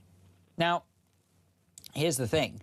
I think that that's born out of a couple of things. Number one is that people don't know how to debate anymore. Thank goodness here we do it here at Talk. And also, people don't know that people are allowed a difference of opinion. So the only way they can shut it down, because they simply don't have the intellectual capacity to debate it, is by using a word that shocks someone into shutting them up. And that's where a lot of this comes from. So actually, you're right, it's perfectly possible that someone isn't being anti-Semitic or racist, as I'd call it, towards someone who is Jewish because of something they've said. It's exactly the same way that someone might not be being Islamophobic or racist, as it should be called, because they say something to someone who happens to be on the left of politics. But then there's a third option, Mark. It's also perfectly possible that who you're talking to or who you're talking about could be a vile racist. And we can't say that just because some people are misusing the term, that suddenly we've got to ignore that there are people out there who are revolting towards other communities.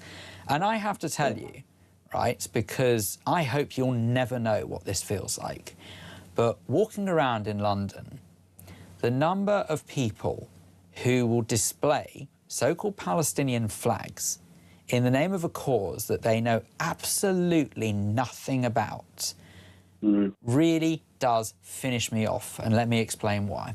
It's because that flag supports a cause, an organisation that is not, by the way, in the least bit interested in the lives or the well-being of people who identify as Palestinian. What they are interested in is annihilating the only Jewish state on this planet, which, by the way, is the size of Wales. It's tiny. Eradicating Israel.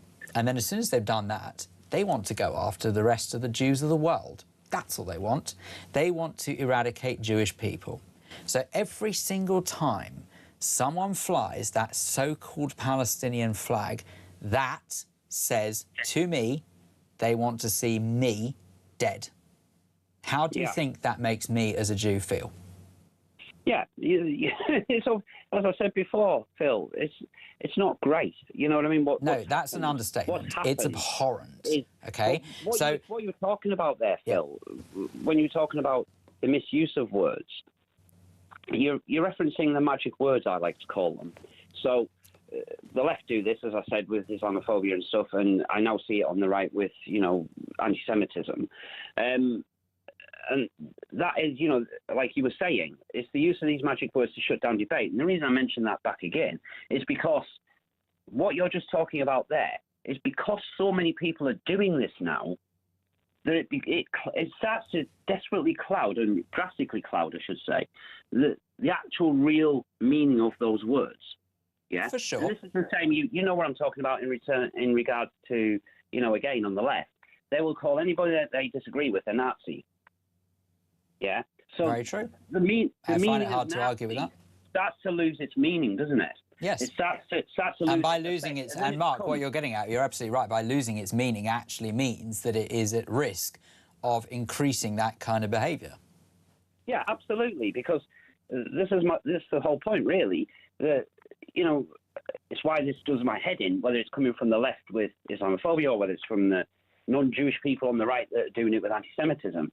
It demeans the actual value of those words themselves, because, as we're saying here, once you start clouding what something really means, the implications of somebody that's actually genuinely saying that, then you're very close to stepping back into the actual thing itself.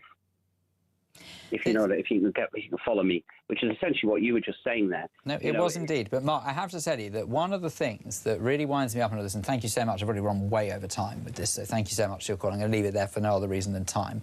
But one of the things that really winds me up in all of this is that people look at behaviour of certain individuals and they look for a denominator that defines why they are different to them.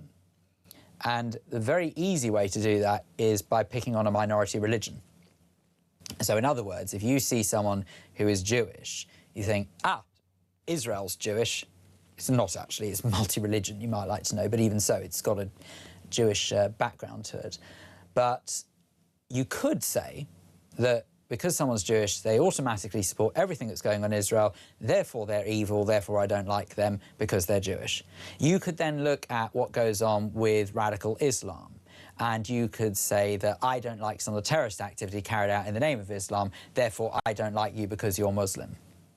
And what happens is, by picking on that denominator, by looking at that denominator and saying, OK, this is the reason why I don't like them, that is the definition of racism.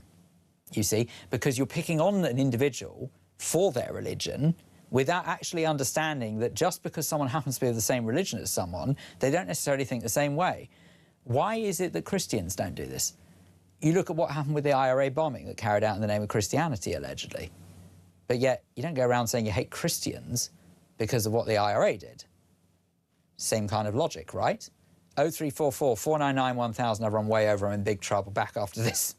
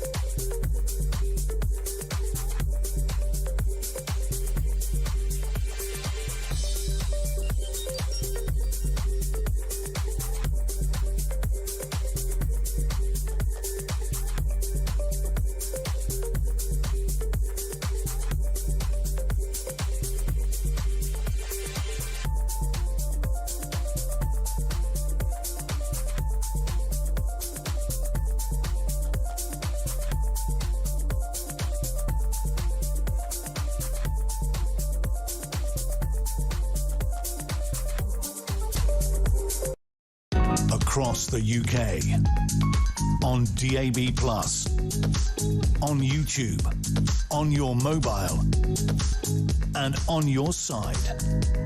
This is Talk. This is Talk. It's the home of common sense. And it's me, Phil Dave, with you until 1 o'clock this morning, taking your calls and your thoughts on a range of different subjects, and some of which I had no idea we were going to talk about this evening, to be perfectly honest with you, but I'm very pleased we are all the same. 0344 499 1000 is the telephone number if you want to get involved. And we've got Danielle in Via Denver says exactly regarding what you just said about radical Islam and how Jewish community is treated. Yes, yes, and yes. That's from Danielle. I think what she's getting at is basically sort of just stop tarring everyone with the same brush. It really is not going to get to the root of the problem if you do. I believe that we can now speak to Moisha, who's in London. Moisha, very good morning to you. Hello, Moisha, you there? We'll try and get him back, don't you worry, that's totally fine. In the meantime, if you want to have your say, you're most welcome to do so, by the way. 0344 499 1000 is the telephone number. Look, we don't have much time left for this show, but, I mean, I say the good news is that I'm back this evening from 10 o'clock. You might say, no, not again. But one way or another, I very much hope that you will share your thoughts, and I believe we can now speak to Moshe. Moshe, are you there? Yeah, hi Phil, how are you? Okay. I'm very well, thank you. I hope you are as well. Well, I am, but I'm a bit disappointed with you, really I am. I mean, the propaganda you spew is beggars belief, it really does. Oh dear, what propaganda have I spewed? Well, listen, October 11th, as we know, was horrendous, and Hamas should be expunged from the basis. Or indeed the 7th of October, but yes. As all terrorist organisations. And that goes for Netanyahu's right-wing government, the Zionists. They're no different to Hamas, no different whatsoever. And this happened. They're no different to Hamas. Okay, so did they invade a country that wasn't theirs to invade and go around burning people? By the same token, what Hamas done was disgusting. By the same token, Netanyahu and his right-wing government, look what they've done to Gaza. Have you not opened your eyes? Yes, very much. Thousands of children they've killed. He's a mass murderer, Netanyahu. He's no different. Yeah. He's no different to us. All right, so Moshe, hang on a sec. So this is a discussion, it's not a rant. So when you say thousands and thousands of children, first and foremost, I don't know where you're getting your numbers from, but I think that bearing in mind that we have got... No, shush, I'm speaking. Bearing in mind that we get those numbers from Hamas, I would take it with a massive pinch of salt. And we all know full well that Hamas are very, very good at putting out their own propaganda, in particular, putting out propaganda that they literally sort of recreate scenes of tragedy in inverted commas. And this is, frankly, even by their own admission, some of them.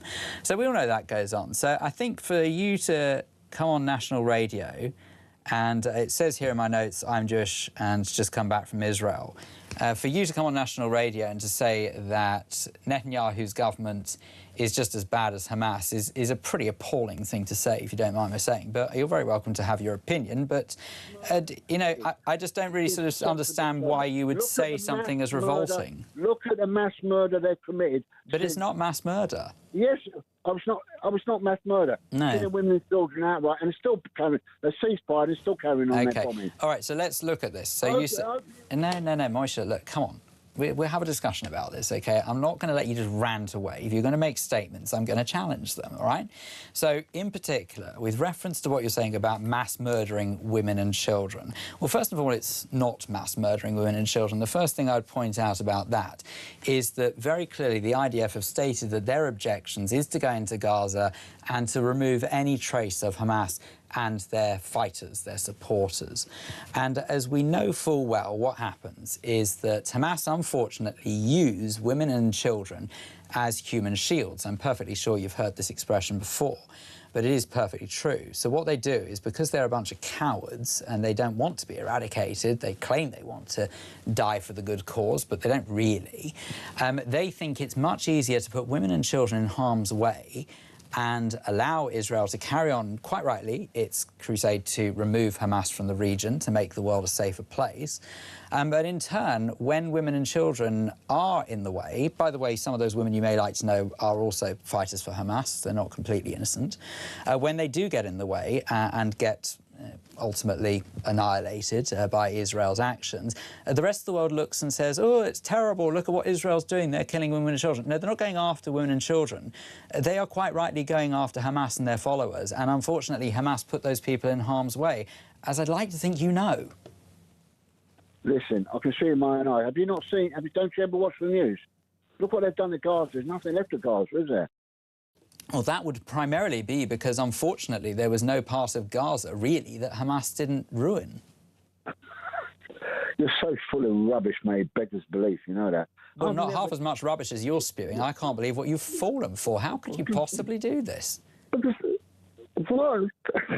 You're just spewing lies. It's pure utter propaganda. So tell me exactly what I've said that's a lie, because I'm fascinated. Right. Well, first, you dispute the claims of how many women and children have been murdered by... I don't take the word of Hamas as official figures, no, and I think anyone with half a brain So is it 1 or 2, 3,000, 2,000? I don't know any more than you do.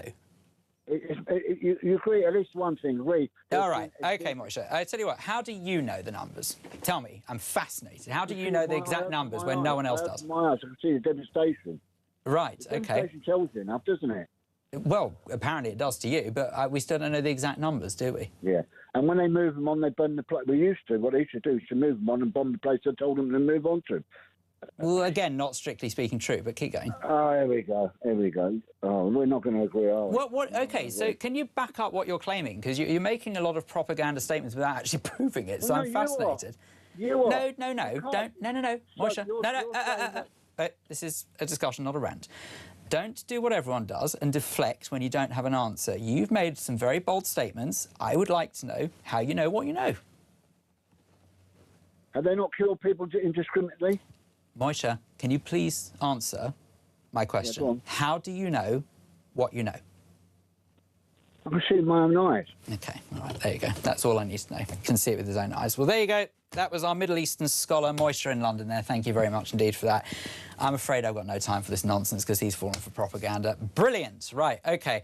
I think we'll take another breather. Coming up in just a moment, we'll speak to Ken in London. Don't go anywhere, Ken. I'll be with you in a tick.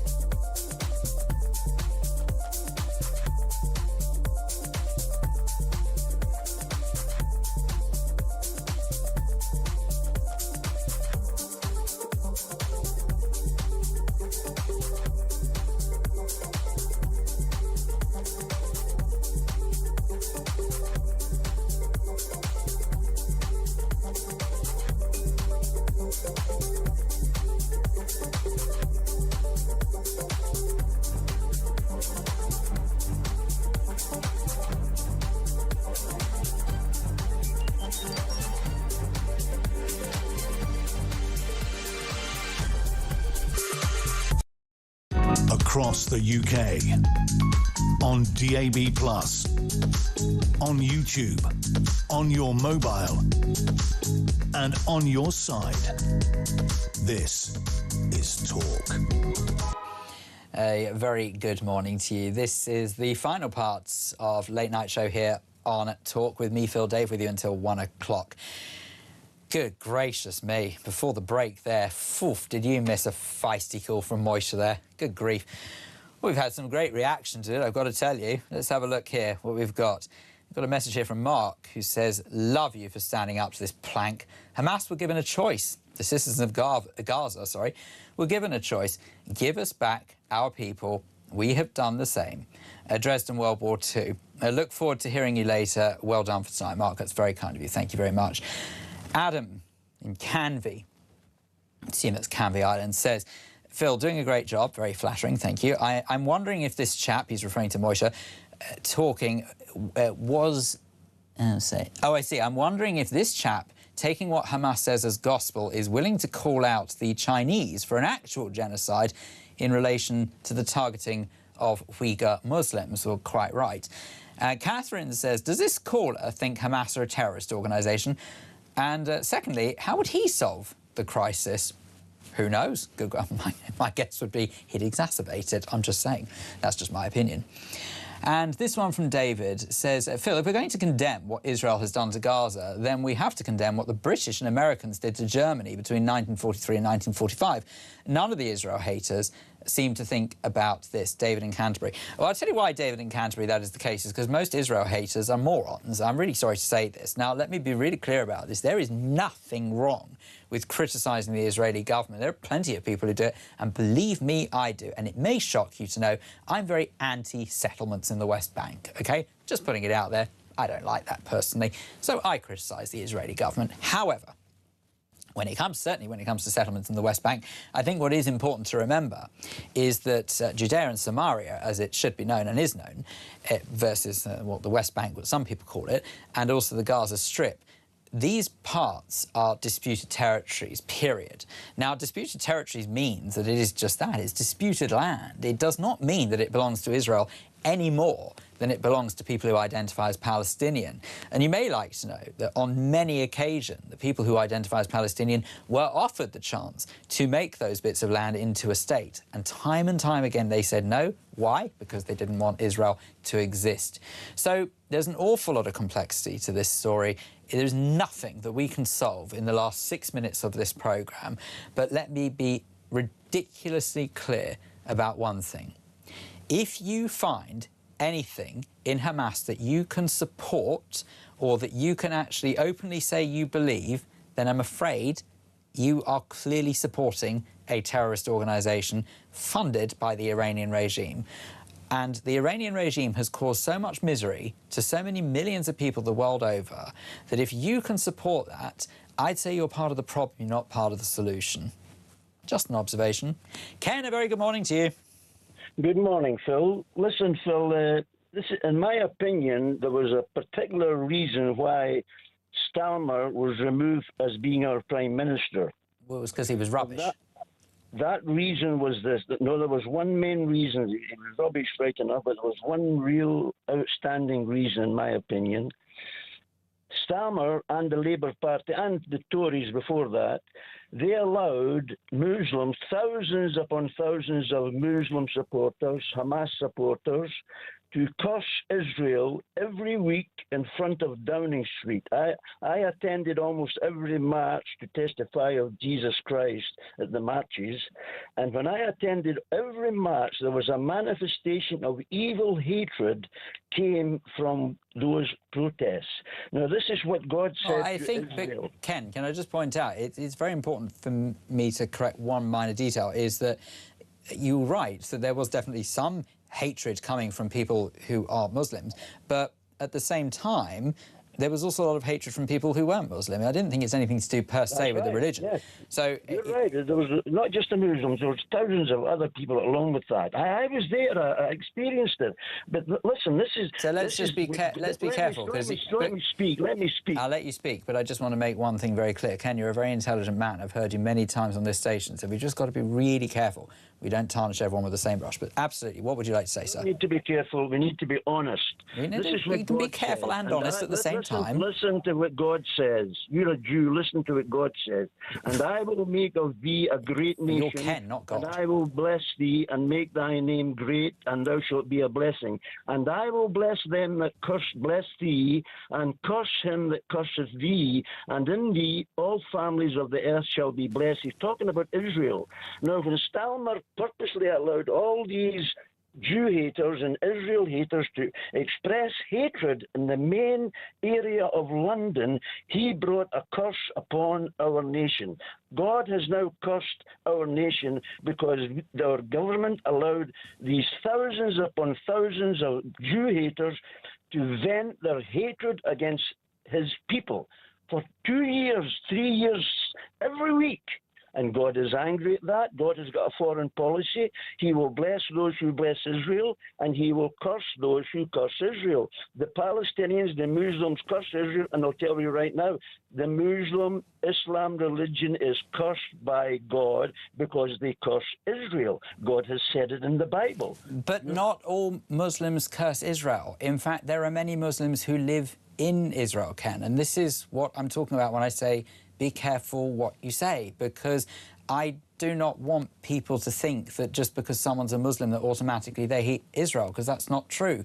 And in fact, you may like to know that there are many people who are Muslims in Israel who serve in the IDF. There are many people in Israel who are Muslim who, by the way, serve in the Knesset. There are many people in Israel who are Muslim who actually are in positions of judiciary. And in fact, it was a Muslim judge who sent a former Israeli prime minister to prison once. So we've got to be super careful on that. I don't want anyone to